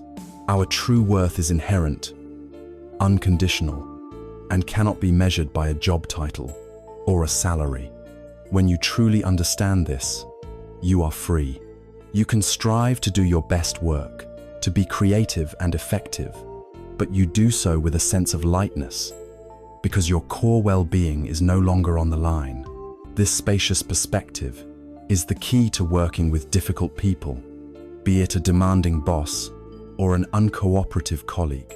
Our habitual reaction to difficult behavior is to take it personally, leading to resentment, anger, and gossip. The mindful approach invites us to first notice our own reaction, the anger, the tightening in the chest, the defensive thoughts without judgment. Then, using the wing of compassion, we can look at the other person and recognize that their difficult behavior is almost certainly a product of their own suffering. A happy, peaceful, and secure person does not act in harsh or aggressive ways. Their behavior is likely driven by their own stress, their own insecurity, their own fear. Seeing this does not mean we condone their behavior or become a doormat. It simply means we don't have to add the poison of our own hatred to the situation. We can silently offer them a wish of metta. May you be free from your suffering. This practice is for our own benefit. It dissolves the anger in our own heart, allowing us to see the situation with more clarity and to respond with wisdom and firm boundaries, rather than with blind reactivity. By applying these principles, we can fundamentally transform our relationship with work.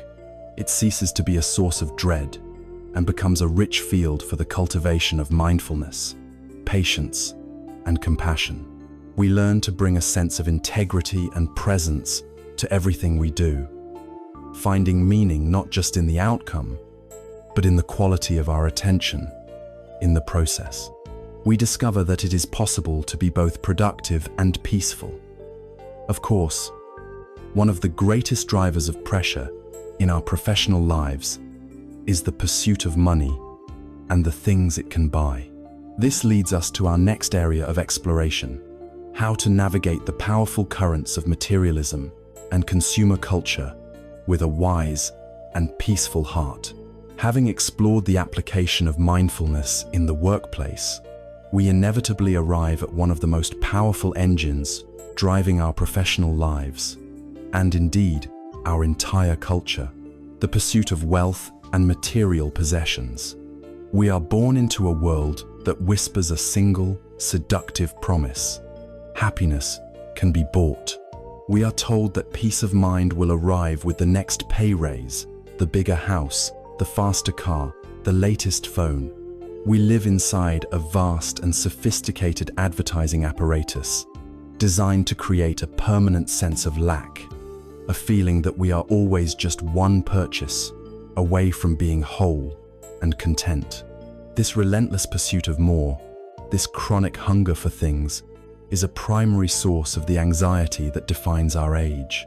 The wisdom of the Buddhist path offers a radical and liberating alternative, not by condemning wealth, but by fundamentally transforming our relationship to it. The first and most important clarification is that Buddhism is not against wealth. It is against the suffering caused by our psychological relationship to wealth. The Buddha had many supporters who were wealthy merchants and patrons. The issue is not the having of things, it is the clinging to them. It is the fear, the anxiety, and the obsessive attachment that we project onto material objects. A possession can be a useful tool, but when our identity becomes fused with that tool, when our sense of self-worth depends on owning it, and when our mind is consumed by the fear of losing it, the tool has become a cage. The problem is not the money in your bank account. It is the anxiety in your mind. It is the difference between owning a house and being owned by the idea of being a homeowner. When we are owned by our possessions, we are in a state of constant, low-grade fear, and we can never truly be at peace. This addictive cycle is fueled by our failure to distinguish between our genuine needs and our manufactured wants. Our basic human needs are finite and relatively simple: food, water, shelter, clothing, a sense of safety, and community. Once these basic needs are met, however, the mind, driven by the force of tanha, or craving, begins to generate an infinite series of wants. No one needs a luxury watch, a designer handbag, or the latest smartphone model. We want them because we have been conditioned to believe they will bring us happiness, status, or a sense of belonging. But chasing happiness through the fulfillment of wants is a game that can never be won. It is a bottomless pit. The moment one want is satisfied, the moment we make the purchase, the brief thrill of acquisition quickly fades. The hedonic treadmill, as psychologists call it, just speeds up. The new car becomes just the car. The bigger house becomes just the house. The underlying feeling of dissatisfaction returns, and the mind simply latches onto a new object of desire. We remain thirsty, just with a new empty cup in our hands. The mindful path offers a powerful antidote to this endless, exhausting chase. It is the cultivation of santuthi, or contentment. Contentment is not a passive resignation or a lazy complacency.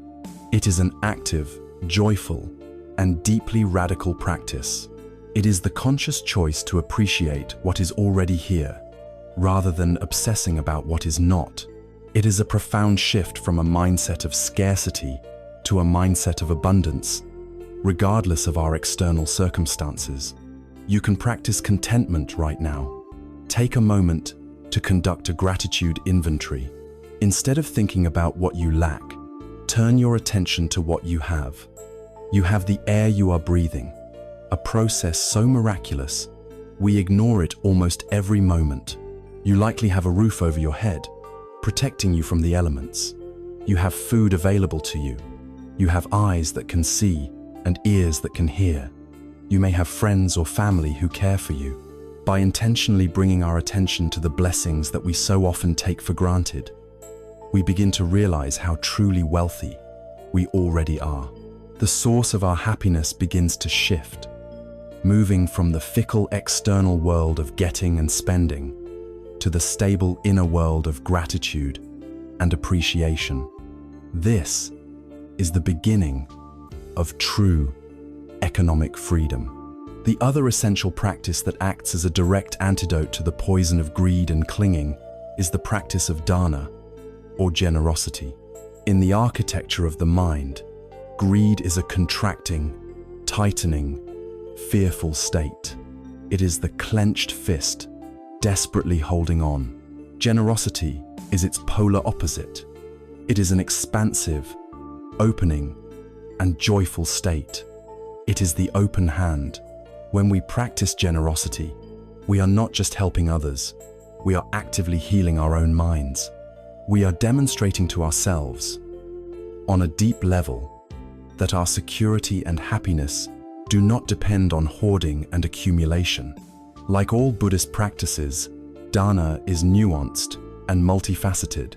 It is not limited to writing a check to a charity, though that can be a beautiful expression of it. We can practice generosity in every aspect of our lives.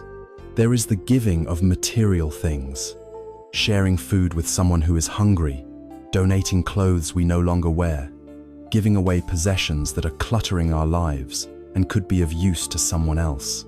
There is the giving of our time and energy, volunteering for a cause we believe in, helping a neighbor with a task, or offering our skills to benefit our community. There is also the giving of safety and fearlessness. When we encounter someone who is frightened or anxious, and we meet them with a calm, reassuring, and non-judgmental presence, we are offering them a profound gift.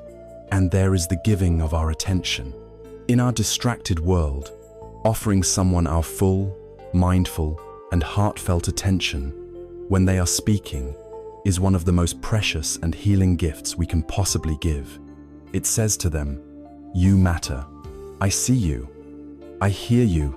Each act of giving, no matter how small, loosens the grip of the ego. It chips away at the illusion that we are a separate self, whose primary project is self-preservation and self-enhancement. It connects us to others and reminds us of our shared humanity. The joy that arises from a genuine act of giving is a far more stable and nourishing happiness than the fleeting thrill of a new purchase. It is the joy of an open heart, not the pleasure of a satisfied craving. There is a story of a very wealthy man who came to the Buddha to boast about his immense fortune.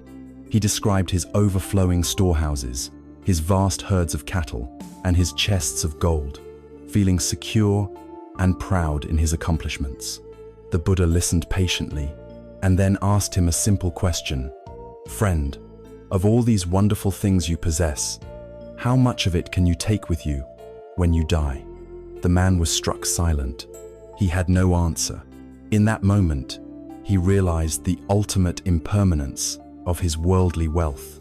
The Buddha gently explained that the only possession that truly follows us from one life to the next is our karma, cumulative effect of our intentions and actions.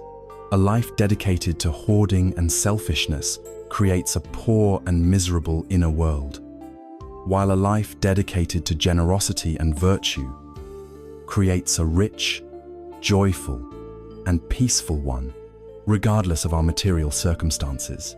By learning to distinguish our true needs from the endless pit of our wants, by actively cultivating a mind of contentment and gratitude, and by practicing the joyful and healing art of generosity, we can step off the hedonic treadmill. We can free ourselves from the cultural hypnosis that tells us we are perpetually lacking. We discover for ourselves the liberating truth that real wealth is not measured by what we have, but by how little we need to be truly happy. Our attachment to things is a powerful source of our suffering. But there is another form of attachment that is even more intimate, complex, and potent. Our attachment to other people and the web of expectations and disappointments that defines so many of our relationships. We will now turn the light of this wisdom to the heart of our connections with others. We have journeyed through the realms of our professional lives and our complex relationship with material things, learning to apply the balm of mindfulness to these external sources of stress. Now, we turn our gaze inward again to the most intimate, rewarding, and often most painful sphere of our existence, our relationships with other people. Our connections with our partners, our families, and our friends are the source of our deepest joys and our most profound sorrows. It is in the mirror of relationship that our attachments, our fears, and our unmet needs are most vividly reflected. It is here that the practice of letting go moves from a philosophical concept to an essential, moment-to-moment necessity for a life of peace. The fundamental reason that our relationships so often become a source of suffering, of dukkha, is the same reason that governs all our other struggles. We are caught in the web of tanha, of craving and clinging. In relationships, this thirst takes the form of expectations.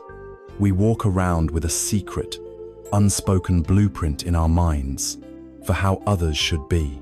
We have a detailed job description for the role of perfect partner, dutiful child, supportive friend. This blueprint is constructed from the fragments of our past, the movies we've seen, the books we've read, and, most powerfully, our own unfulfilled needs. We then project this template onto the real, living, breathing human beings in our lives, and we demand that they conform to it. When they inevitably fail, because no real person can ever perfectly embody our private ideal, we feel disappointed, betrayed, and hurt. We suffer not because of who they are, but because of the gap between who they are and who we demand they should be.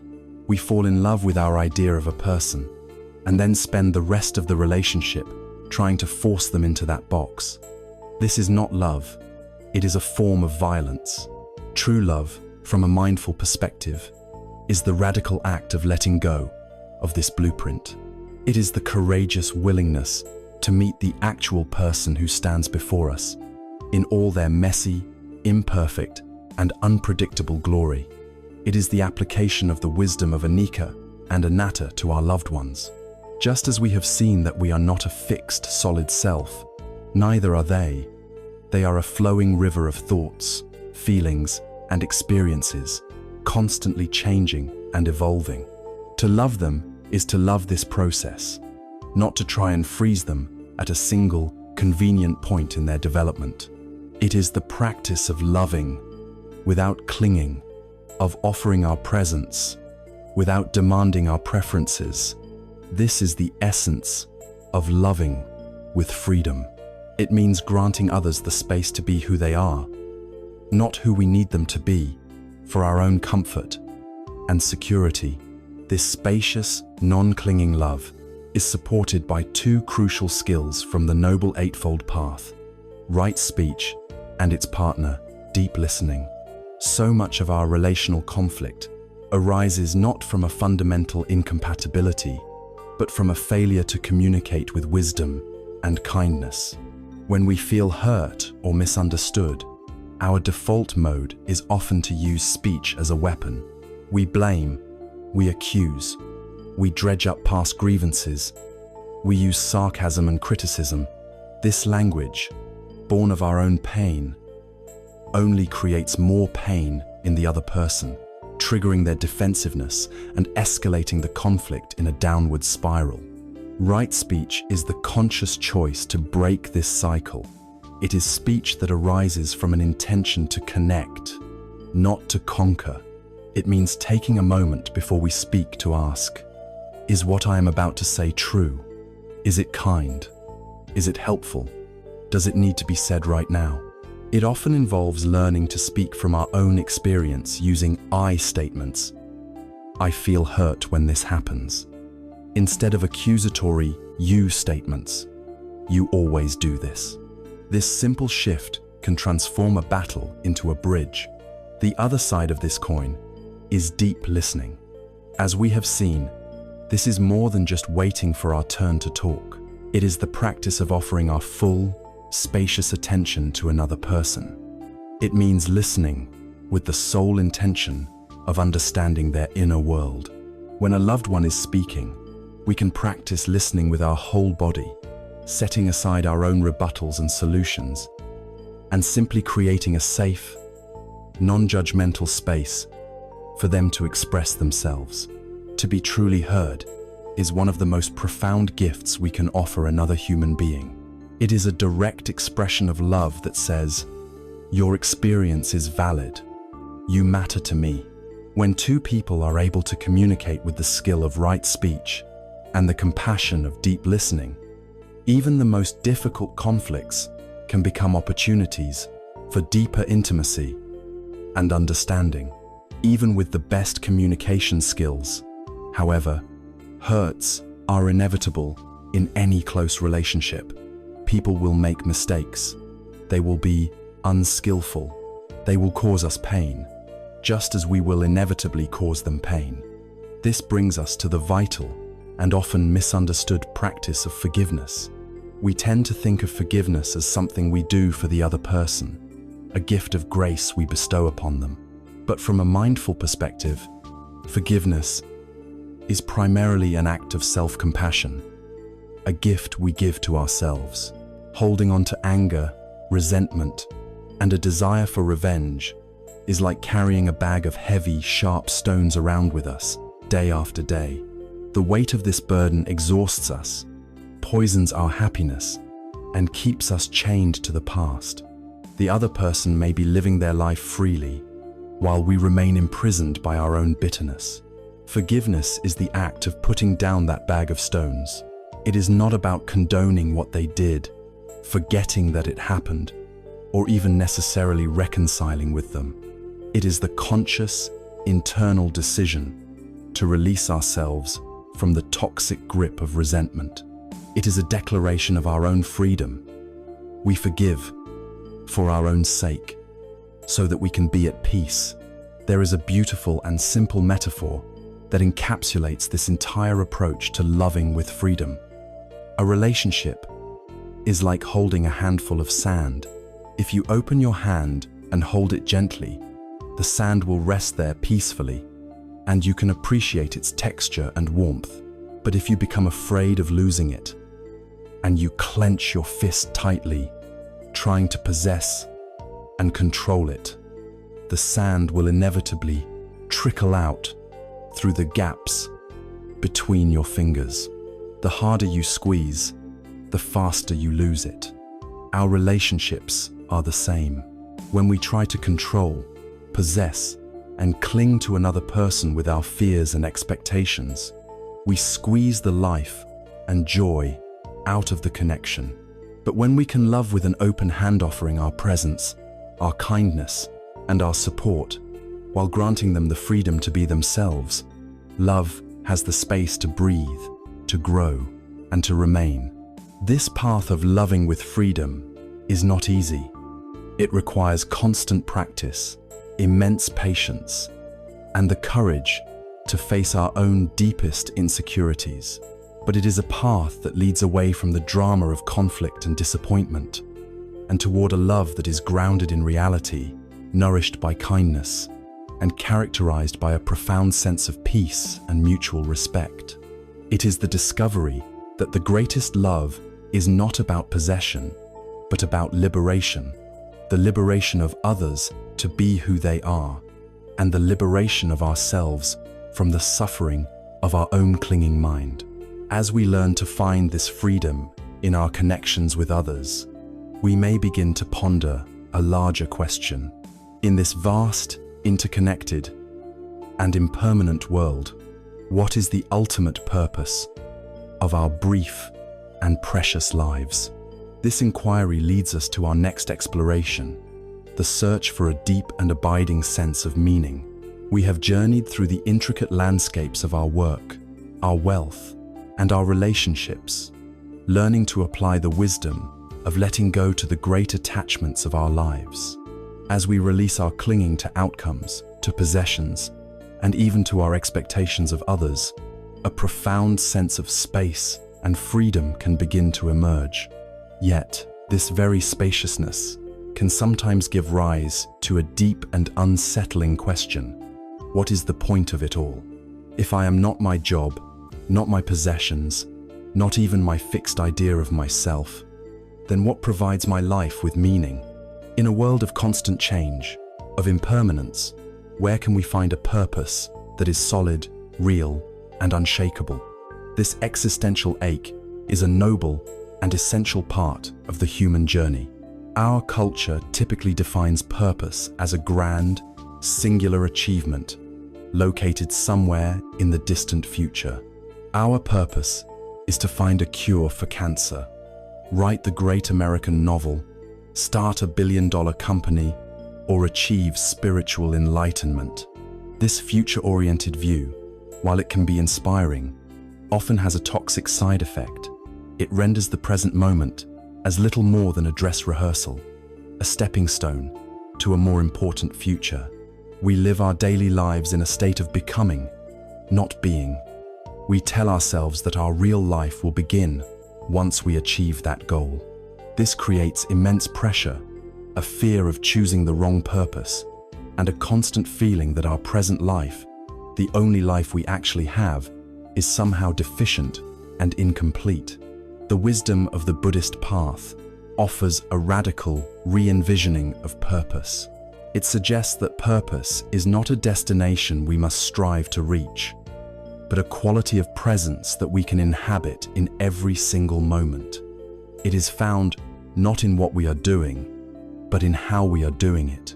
The meaning of our life is not determined by the grandeur of our tasks, but by the quality of intention and awareness we bring to them.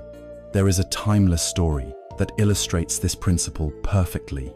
A traveler comes across 3 stonecutters, all engaged in the same task of hammering away at large blocks of stone.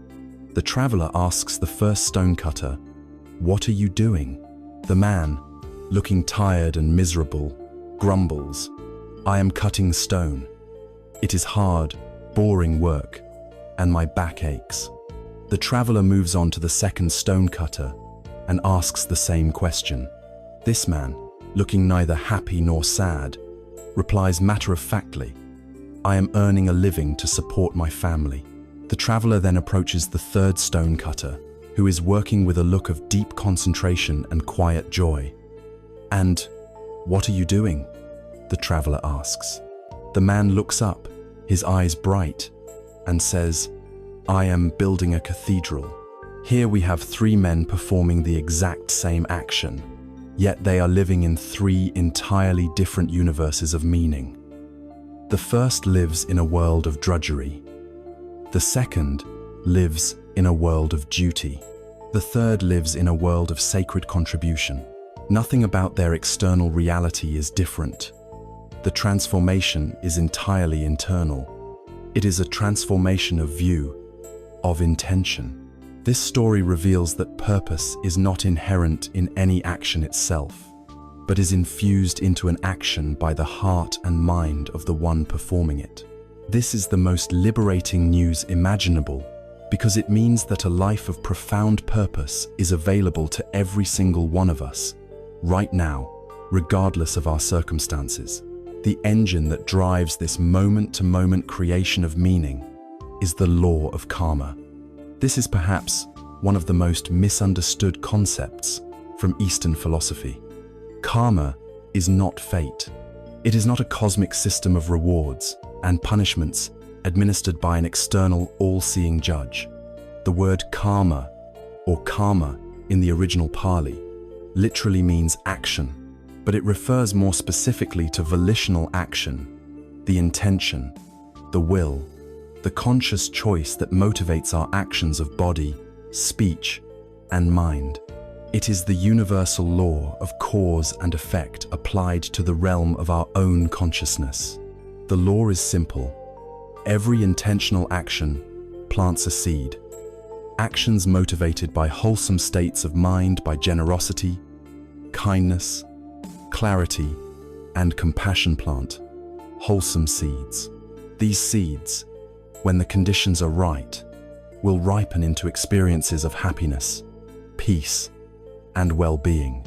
Actions motivated by unwholesome states of mind, by greed, hatred, cruelty, and confusion plant unwholesome seeds. These seeds, in their own time, will ripen into experiences of suffering, conflict, and pain. This is not a moral judgment from on high. It is a natural law.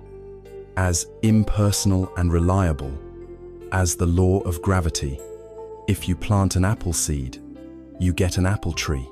If you plant a seed of poison ivy, you get poison ivy. Understanding karma in this way transforms our entire life into a field of profound meaning. It reveals that we are not passive victims of circumstance, but the active architects of our own reality. Every moment presents us with a choice. In this moment, will I plant a seed of patience or a seed of anger? Will I speak a word of kindness or a word of criticism? Will I act with mindfulness or with distraction? Each of these seemingly small choices is a creative act. Each one is a cause that will have an effect. Each one is a brushstroke on the canvas of our life. There are no insignificant moments. When you see the world through this lens, the most ordinary activities become opportunities to build your cathedral. When you prepare a cup of tea, you are not just boiling water. If you do it with care and attention, you are cultivating a moment of presence and peace. When you listen deeply to a friend who is suffering, you are not just passing the time. You are actively planting seeds of compassion and connection in the world. When you are doing your work, even if it is a mundane job, by doing it with integrity, honesty, and a spirit of service, you are infusing it with purpose. When you resist the impulse to send an angry email, you are not just exercising self-control. You are actively protecting your own future peace of mind. Your life ceases to be a random series of events and becomes a continuous, meaningful practice. If the purpose of each small moment is to plant wholesome seeds, what, then, is the ultimate cathedral we are building? What is the final harvest? In the Buddhist tradition, the ultimate purpose of this human life is to achieve awakening or enlightenment, the complete and final liberation from all suffering and its causes. It is the realization of the mind's true nature, a state of unshakable peace, boundless compassion, and profound wisdom. But this is not merely a personal, selfish goal. The highest expression of this path, the Bodhisattva ideal, is the aspiration to achieve this awakening, not just for oneself, but for the benefit of all living beings. The ultimate purpose is to become a source of healing and wisdom for a world that is suffering. The cathedral we are building is not for our own glory. It is a sanctuary for all. Every moment of mindfulness we cultivate, every act of kindness we perform, every word of truth we speak, is a contribution to this vast and beautiful project. It is a declaration that our life will be a force for good, a force for healing, a force for awakening in the world. So, the search for meaning does not end with finding a single, grand answer. It ends with the realization that purpose is not something to be found, but something to be created, moment by moment, through the quality of our intention. It is the ongoing commitment to meet our life, in all its messy and beautiful detail, with as much awareness, kindness, and wisdom as we can muster. This noble path, however, is not a straight, untroubled line. Our minds are deeply conditioned with old habits that obscure our vision and throw us off course. To walk this path effectively, we must become skillful at recognizing and working with these common obstacles. When they arise, we have explored the profound and purposeful path of living with intention, of seeing every moment as an opportunity to cultivate a life of meaning. We have the map of the Four Noble Truths and the compass of the Noble Eightfold Path. Yet, as anyone who has tried to walk this path knows, the journey is not always smooth. Our minds are conditioned by deeply ingrained habits that do not yield easily.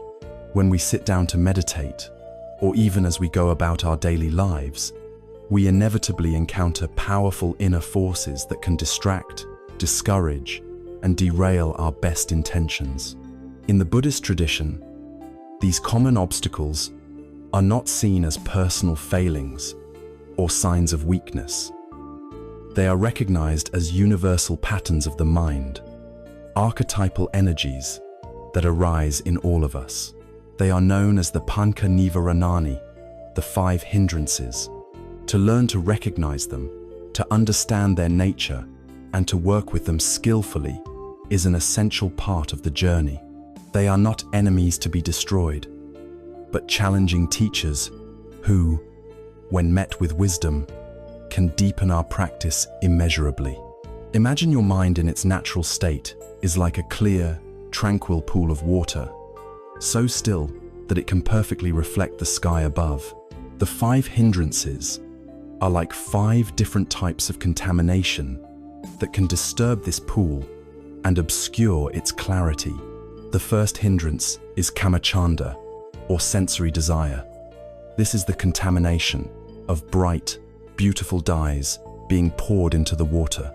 The pool becomes a swirl of captivating colors, but the reflection is completely lost. This hindrance is the mind's tendency to be seduced by the promise of pleasure through the 5 senses. When you sit down to meditate, it is the voice that whispers, "Wouldn't a piece of that chocolate cake be nice right now?" It is the sudden, vivid fantasy about a future vacation or the pleasant memory of a favorite song. It is the magnetic pull of any thought that promises more pleasure than the simple, quiet act of being present with your breath. In daily life, it is the compulsive urge to check your phone, to seek out entertainment, to chase the next pleasant experience. The antidote to sensory desire is not to become a joyless ascetic, but to cultivate clear seeing. We can mindfully acknowledge the desire without needing to act on it, simply noting, wanting. We can also reflect on the impermanent and ultimately unsatisfactory nature of sense pleasures. Like the man on the vine licking the drop of honey, we see that these pleasures are fleeting and cannot provide lasting peace. By seeing their nature clearly, the obsessive grip of desire begins to loosen. The second hindrance is vyapada, or ill will and aversion. This is like taking our tranquil pool of water and bringing it to a furious boil. The water is agitated, steaming, and turbulent. A clear reflection is impossible. Ill will is the reactive energy of pushing away, of resisting what is unpleasant.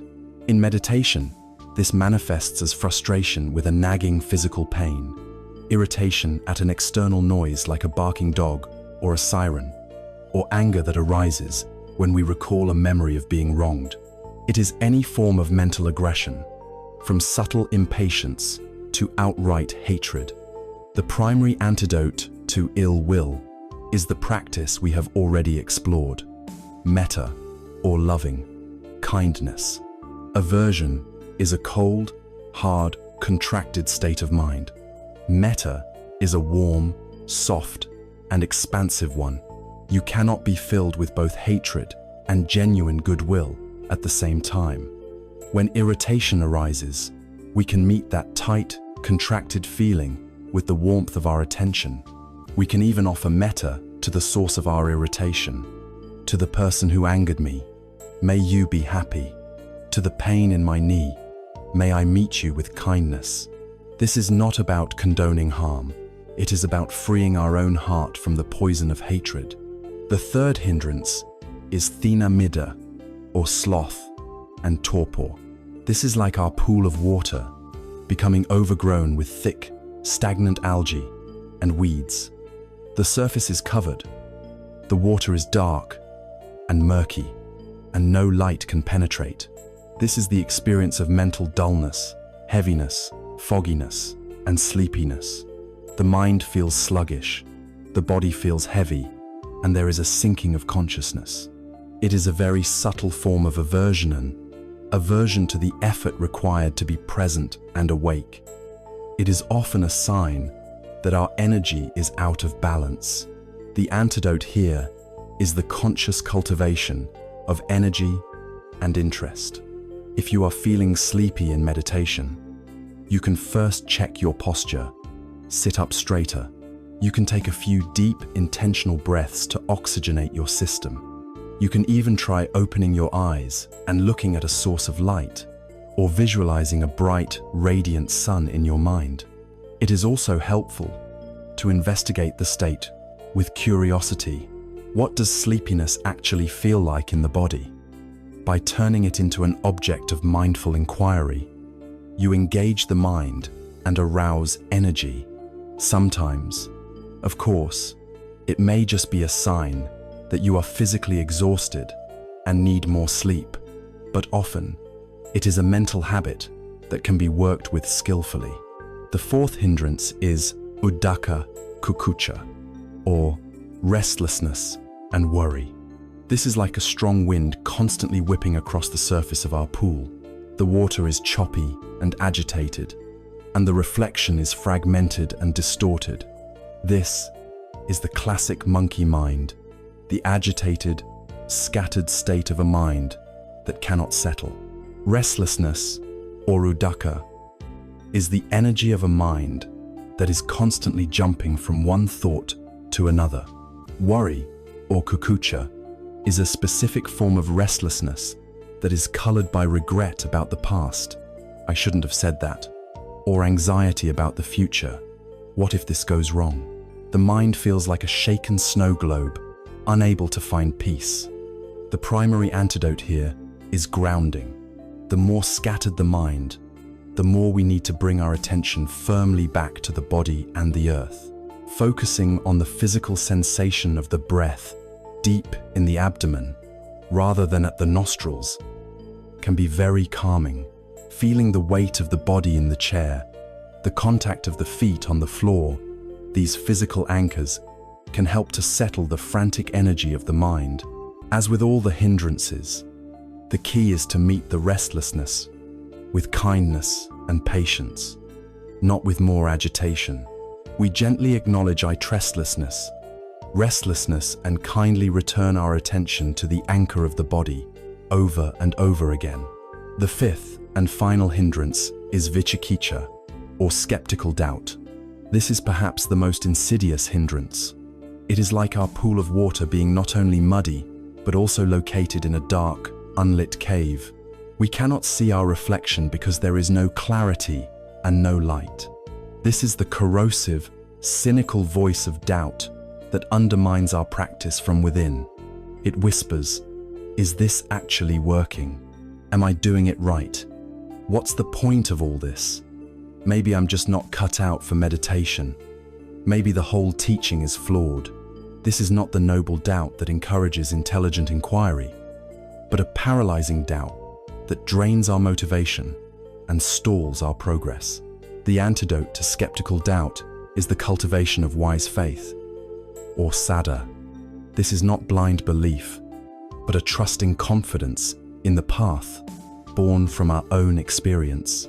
We can consciously recall our initial inspiration for starting this journey.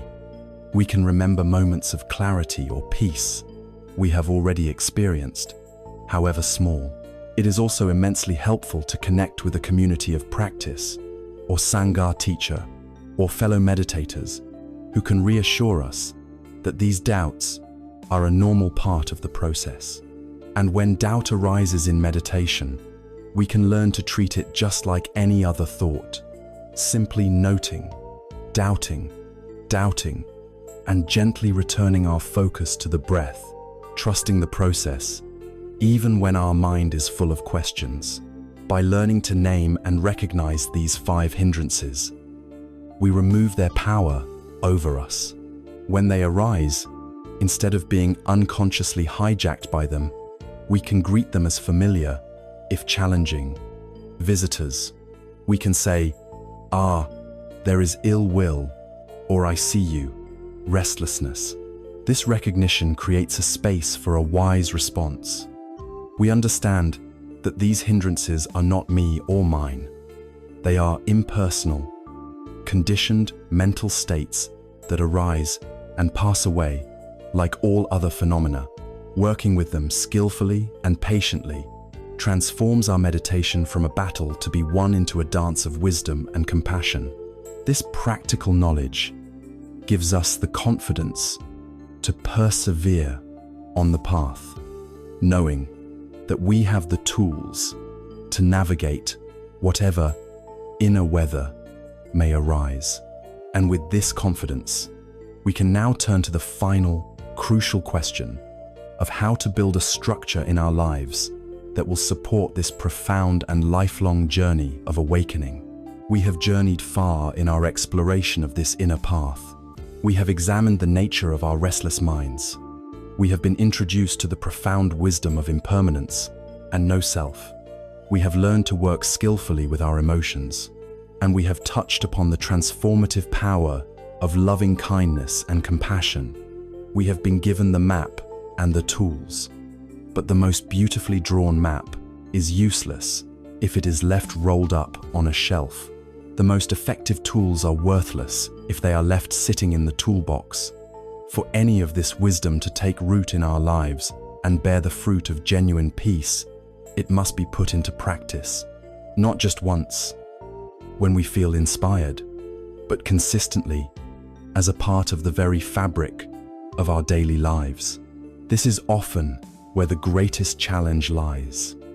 Our modern lives are relentlessly busy, filled with demands, distractions, and a constant sense of urgency.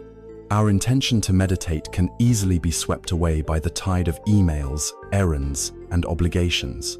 We start with great enthusiasm, but after a few days, the motivation wanes. We miss a day, and then another, and soon the practice becomes a distant, guilt-inducing memory.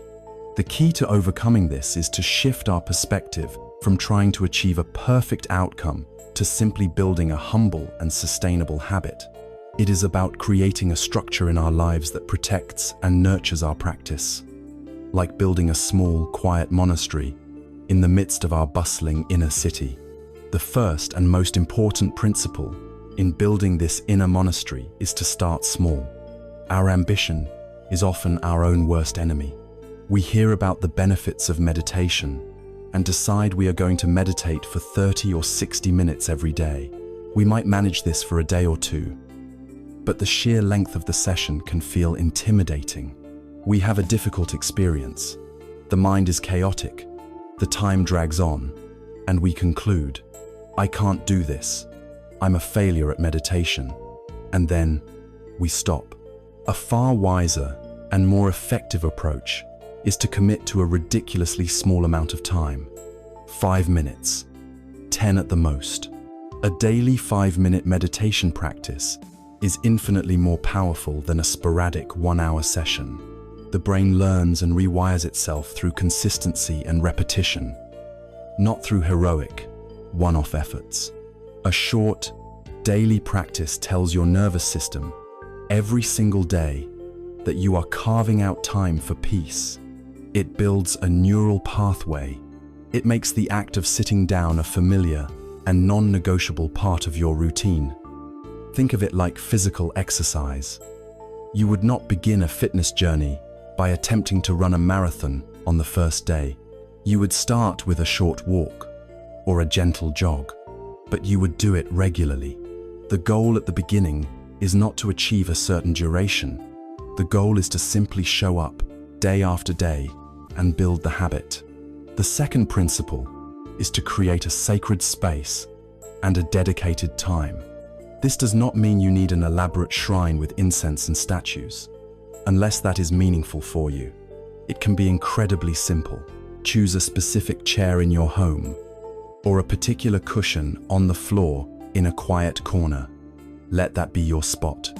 Over time, as you return to that same spot again and again, it becomes psychologically charged with the intention of practice.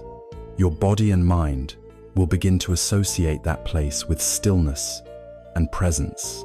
When you sit there, you are sending a clear signal to your entire being. It is now time to come home to myself.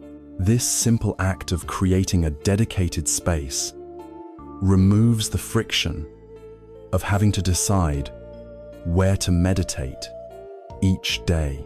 Similarly, it is immensely helpful to link your new meditation habit to an existing daily routine. This is a technique known as habit stacking. Instead of relying on willpower to remember to meditate at some random point during the day, you tether it to something you already do automatically. For example, you might decide, every morning, immediately after I brush my teeth, I will sit for 5 minutes. Or, before I pour my first cup of coffee, I will sit for 10 minutes. By linking the new, desired habit to an old, established one, you embed it into the flow of your day. The cue to meditate is built in. The decision is already made, freeing you from the internal debate about whether you have time or feel like it.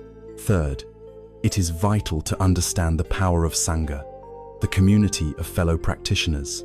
On the Buddhist path, the Sangha is considered one of the 3 jewels, as precious and essential as the Buddha, the example of the awakened teacher, and the Dharma, the teachings themselves.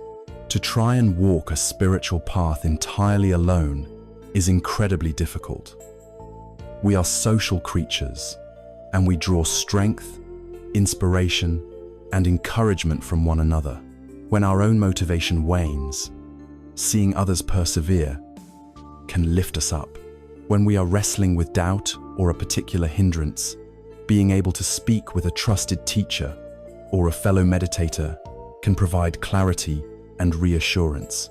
A Sangha reminds us that we are not alone in our struggles. It normalizes the challenges of the path and celebrates the small victories. In the modern world, Sangha can take many forms. It might be a local meditation center, a reputable online community, a formal teacher-student relationship, or even just a close friend with whom you can share your practice honestly. Do not underestimate the power of connection on this path. It is the support system for your inner monastery. Finally, and most importantly, is the cultivation of the right attitude. This is an attitude of profound patience and radical non-judgment. There will be days when you sit down and your mind feels relatively calm and clear. These are wonderful, but there will be many other days when you sit and your mind is a chaotic storm of thoughts. Your body is restless, and the 5 minutes feels like an hour. Our tendency is to label these bad meditations. This is a fundamental misunderstanding. The only bad meditation is the one we don't do. Success in meditation is not measured by the quality of the experience. Success is the act of showing up. It is the act of sitting down through all the inner weather with the simple, kind intention to be present with yourself for a few moments. There is a beautiful parable about the Chinese bamboo tree. After the seed is planted, you must water and nurture the ground for 4 full years, and you will see absolutely nothing on the surface. It is a profound act of faith. All the while, beneath the surface, a vast and complex root system is growing, unseen. Then, in the 5th year, the bamboo shoot finally breaks through the ground and grows an astonishing 90 feet in just 6 weeks. Our meditation practice is much like this. The early days, weeks, and even years can feel as if nothing is happening. We sit with our restless minds. We feel bored. We get discouraged.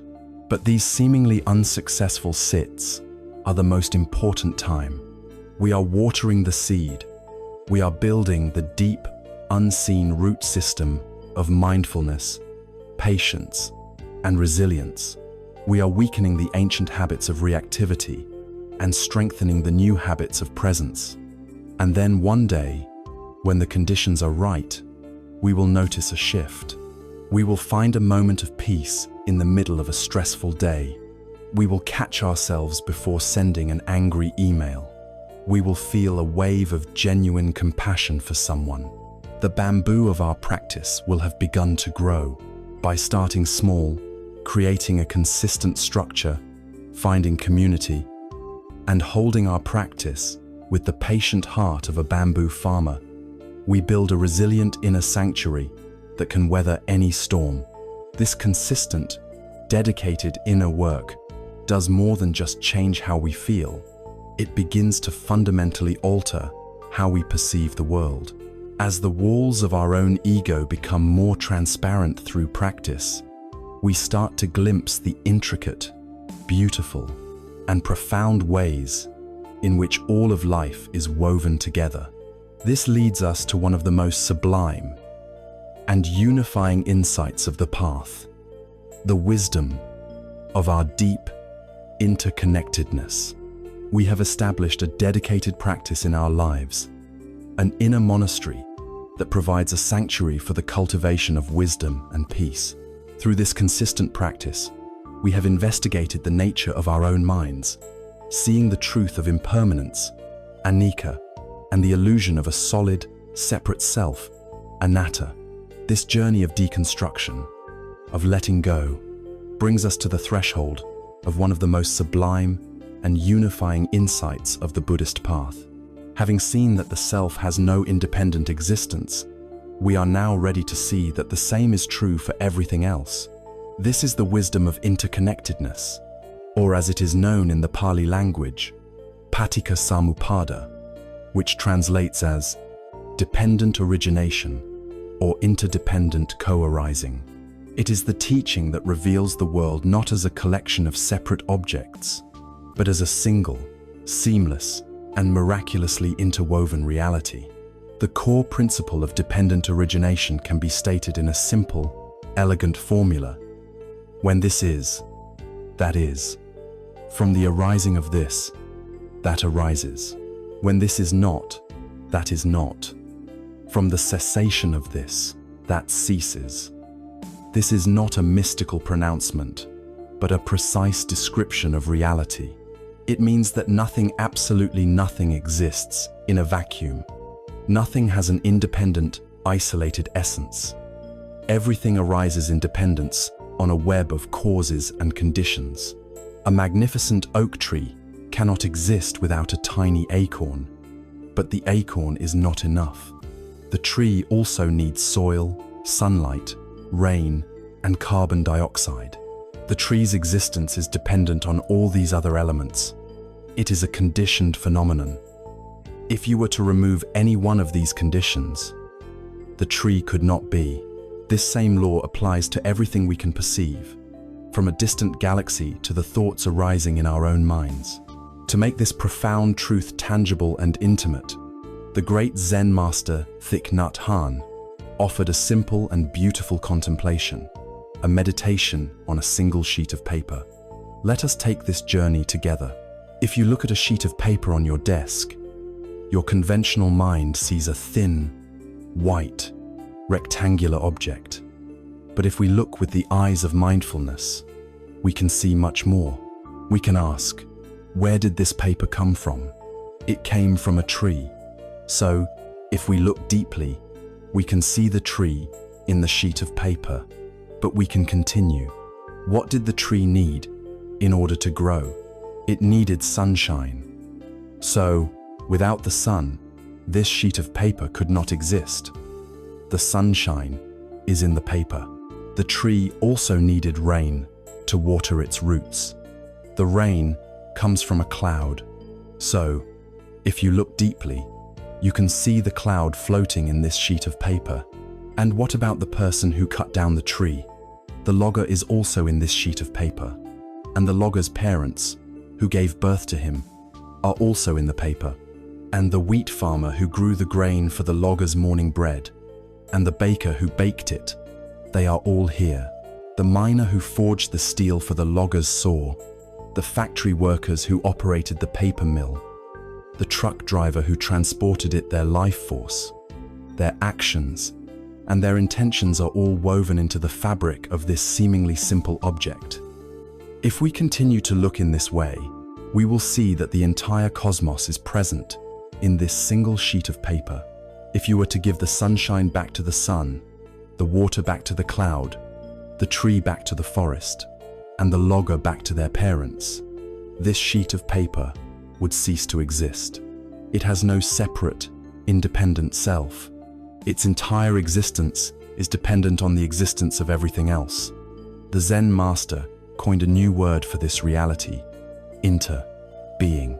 The paper inter is with the sunshine. The sunshine inter is with the cloud. And we, just like this sheet of paper, inter-be with everything and everyone in the universe. There is another powerful and poetic image for this reality, from the Mahayana tradition, known as Indra's net. Imagine a vast cosmic net that stretches out infinitely in all directions. At every single point where the threads of this net cross, there is a perfectly clear, multifaceted jewel. The net is structured in such a way that if you look at the surface of any one jewel, you will see the reflections of every other jewel in the entire, infinite net. And if you look even more closely into any of those reflections, you will see the reflections of all the other jewels again, and so on, ad infinitum. Each part of the net contains the whole, and the whole is contained in every part. Our individual life is one of these jewels. Our existence simultaneously reflects and is reflected by all of existence. We are a unique expression of the whole, and the whole universe is expressing itself through us, right now. To truly feel this in our hearts is to be fundamentally transformed. This is not just an abstract philosophy. It has profound and practical implications for how we live our lives. When we are caught in the illusion of being a separate self, our primary project becomes protecting and enhancing that self, often at the expense of others. We see the world as a collection of separate beings and objects, all competing for limited resources. But when we see through this illusion and touch the reality of interconnectedness, the very basis of selfishness dissolves. The ethical implications are immediate and undeniable. If you and I inter-are, then to cause harm to you is, in a deep and unavoidable way, to cause harm to myself. If I pollute the river, I am poisoning the water that will eventually find its way back to me. If I speak a word of hatred that contributes to a culture of division, I am contributing to a world that will be less safe and peaceful for myself and those I love. The distinction between self-interest and other interest collapses. The well-being of the whole becomes our personal well-being. This understanding provides the deepest and most unshakable foundation for a life of compassion. We feel karuna, compassion, not out of a sense of pity for a separate being who is suffering, but out of a deep recognition of kinship. We understand that your suffering is a ripple in the same web of which I am a part. Your liberation is tied to my liberation. This is the ground for a true ecological consciousness, a profound sense of social responsibility, and a heart that is naturally inclined toward kindness. The wisdom of interconnectedness is the ultimate antidote to the pain of loneliness and alienation that haunts our modern world. It assures us that we are never truly separate. We are held within a vast and intricate web of life, supported by the sun, the earth, the rain, and countless generations of ancestors. We are literally made of stardust. Our breath connects our inner world with the outer atmosphere in a constant, intimate exchange. To live with this insight is to feel at home in the universe. It is to see the sacred in the mundane, the miraculous in the ordinary sheet of paper. It is to walk through the world with a sense of wonder, gratitude, and a deep reverence for all of life, because we see ourselves in all things, and all things in ourselves. This sublime vision, where the boundaries between self and other, inside and outside, begin to melt away, brings our understanding of reality to its peak. It prepares us for the final stage of our journey, to explore what it means to live a life that fully embodies this wisdom. a life of unshakable peace that can weather all the storms of this world. We have traveled a long and winding path together, a journey that has taken us into the very heart of our own minds and out to the furthest reaches of the interconnected cosmos. We have learned to quiet the mind with the breath, to befriend our bodies, to navigate the great waves of emotion, to cultivate a heart of boundless loving kindness and compassion, and to see ourselves not as isolated islands, but as intricate threads in the seamless garment of existence. This brings us to a final, vital question. What is the ultimate fruit of this journey? What does it mean to live a life that is truly steeped in this wisdom? The answer lies in the cultivation of a quality known as upekkha, or equanimity.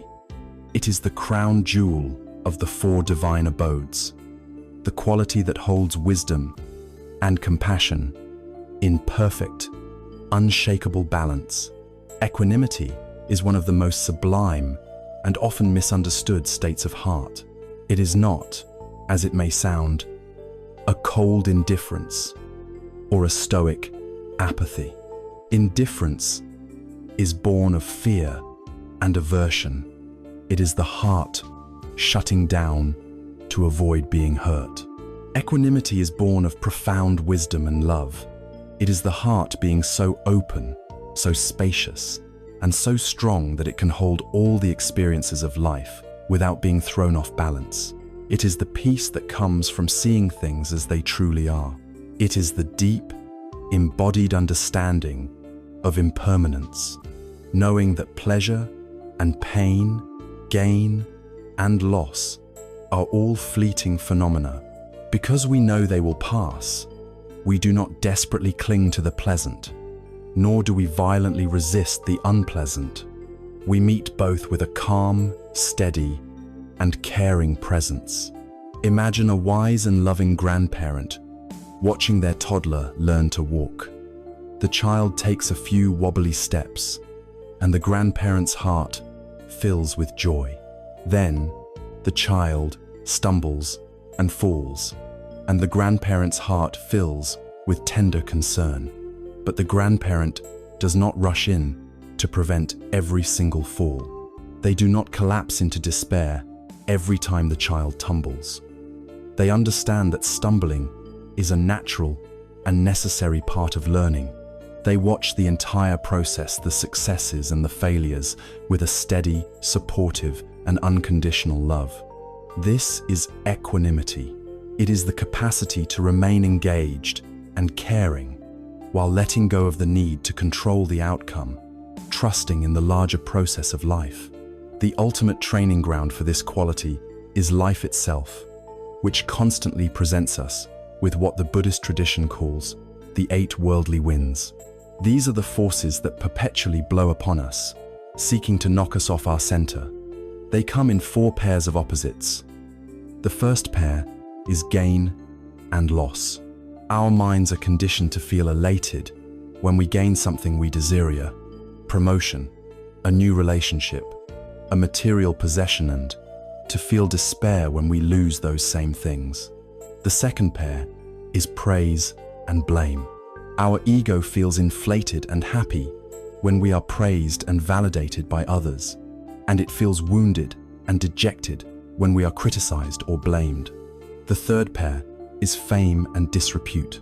We crave public recognition and a good reputation, and we live in fear of being forgotten, ignored, or spoken of poorly. And the final, most fundamental pair is pleasure and pain. This is the constant, underlying drive to seek pleasant sights, sounds, feelings, and thoughts, and to avoid unpleasant ones. An untrained mind is like a leaf caught in these 8 winds, blown helplessly this way and that. Our happiness is completely contingent on external circumstances. If the wind of praise is blowing, we feel happy. If the wind of loss blows, we feel miserable. We have no inner stability. The entire purpose of this spiritual path is to cultivate a mind that is no longer a leaf, but a great mountain. The winds still blow, the storms of life, the gains and losses, the praise and blame still crash against the mountain's slopes, but the mountain itself remains unmoved. It is grounded, stable, and majestic. Its deep inner peace, untouched by the fleeting weather on its surface. This is the peace of equanimity. There is a timeless story that perfectly illustrates this profound wisdom. An old farmer lived in a small village. One day, his only horse ran away. His neighbors came to console him, saying, "Oh, what terrible luck! Your only horse is gone." The farmer simply replied, "Maybe." A week later, the horse returned, and it brought with it a herd of 10 wild horses. The neighbors gathered again, this time to celebrate. "What incredible good luck!" they exclaimed. The farmer, unmoved, said again, "Maybe." The next day, the farmer's son was trying to tame one of the wild horses when he was thrown off and his leg was badly broken. The neighbors came once more, shaking their heads. "Such awful luck. Your son being injured like that." The farmer calmly replied, "Maybe." A few weeks later, the emperor's army marched into the village and conscripted every able-bodied young man for a brutal war from which few were expected to return. They took every young man except for the farmer's son because of his broken leg. The neighbors came to the farmer, awestruck. "You are truly blessed. Your son was spared. What amazing good luck." And the farmer, looking out over his fields, replied for the final time, "Maybe." This farmer is the embodiment of equanimity. He has the wisdom to understand that we live within a vast, interconnected web of causes and effects, and our limited perspective can never see the whole picture. What appears to be a great misfortune today may be the seed of a great blessing tomorrow. What looks like a great triumph may lead to unforeseen difficulties. The wise heart, therefore, refrains from the violent act of labeling events as good or bad. It rests in the spaciousness of maybe, in the humility of not knowing, free from the wild emotional swings of hope and fear. This is the ultimate fruit of the path. It is not a trance-like escape from reality. It is a full, fearless, and compassionate engagement with reality as it is. Awakening, or enlightenment, is not a one-time, supernatural event that lifts you out of the challenges of human life. It is the ongoing, moment-to-moment capacity to meet whatever arises: pain, pleasure, sickness, health, success, failure with this same quality of mindful, loving, and equanimous presence. The goal is not to finally arrive at a perfect destination called peace. The goal is to realize that peace is the path itself. It is the quality of spacious awareness you bring to each and every step of the journey, no matter where it leads. The ordinary life, your ordinary life, becomes the monastery. Every interaction is a chance to practice patience. Every frustration is a chance to cultivate compassion. Every moment of beauty is a chance to feel gratitude. The mundane becomes sacred. This is not a superhuman attainment, reserved for saints and sages in distant caves. It is the natural state of a mind that has been freed from its own conditioning. It is the birthright of every one of us. To live with equanimity is to embody the wisdom of the mountain, the deep peace of the farmer, and the open heart of the loving grandparent. It is to walk through this world with a quiet confidence, a gentle strength, and a profound sense of freedom, knowing that while you cannot control the winds of life, you can always choose the posture of your own heart. This integrated vision of a life lived in balance is the culmination of our journey through the teachings. We will now conclude by gathering these threads one last time to reflect on the path we have traveled from the anxious darkness of a sleepless night to the dawn of a new understanding. Our journey together began in the dark, in the quiet desperation of 3 in the morning, with a mind at war with itself.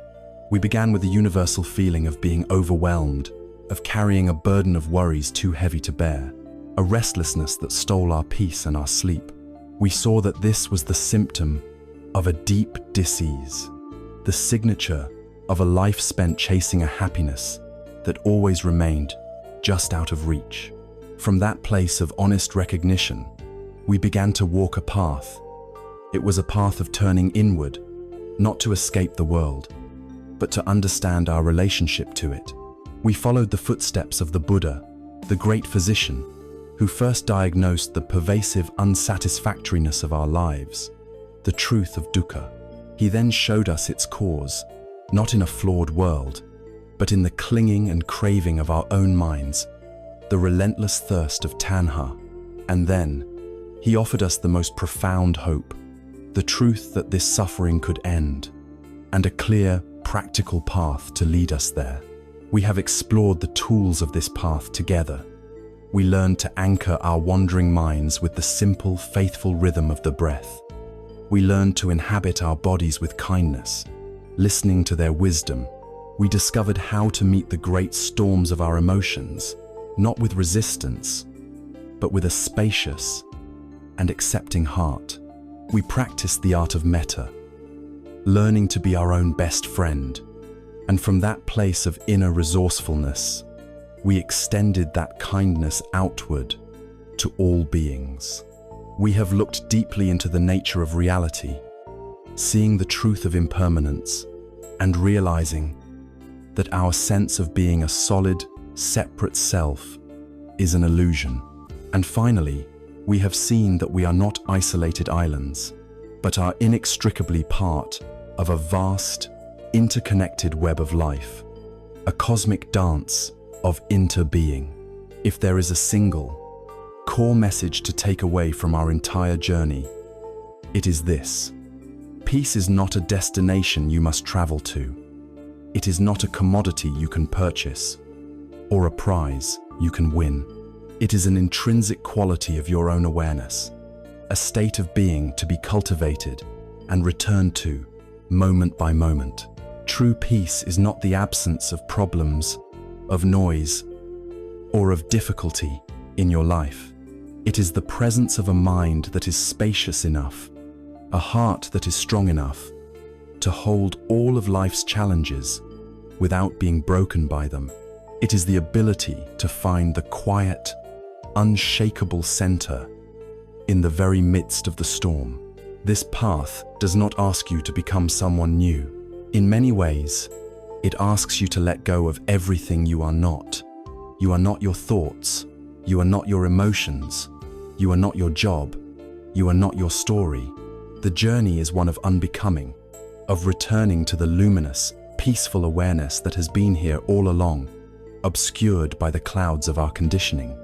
You already have everything you need. The seed of awakening is already within you. So, let this not be an ending, but a beginning. Do not be daunted by the scope of the path. The entire journey of 1,000 miles is contained in a single step. The entire ocean of wisdom is contained in a single, conscious breath. It all begins right here, by taking one deliberate breath, by feeling the sensation of air entering and leaving your body. You are stepping onto the path. You are coming home. You are remembering who you truly are beneath the weight of all your worries. And in that simple, profound act, you will find you can, at last, set down your burden and find rest.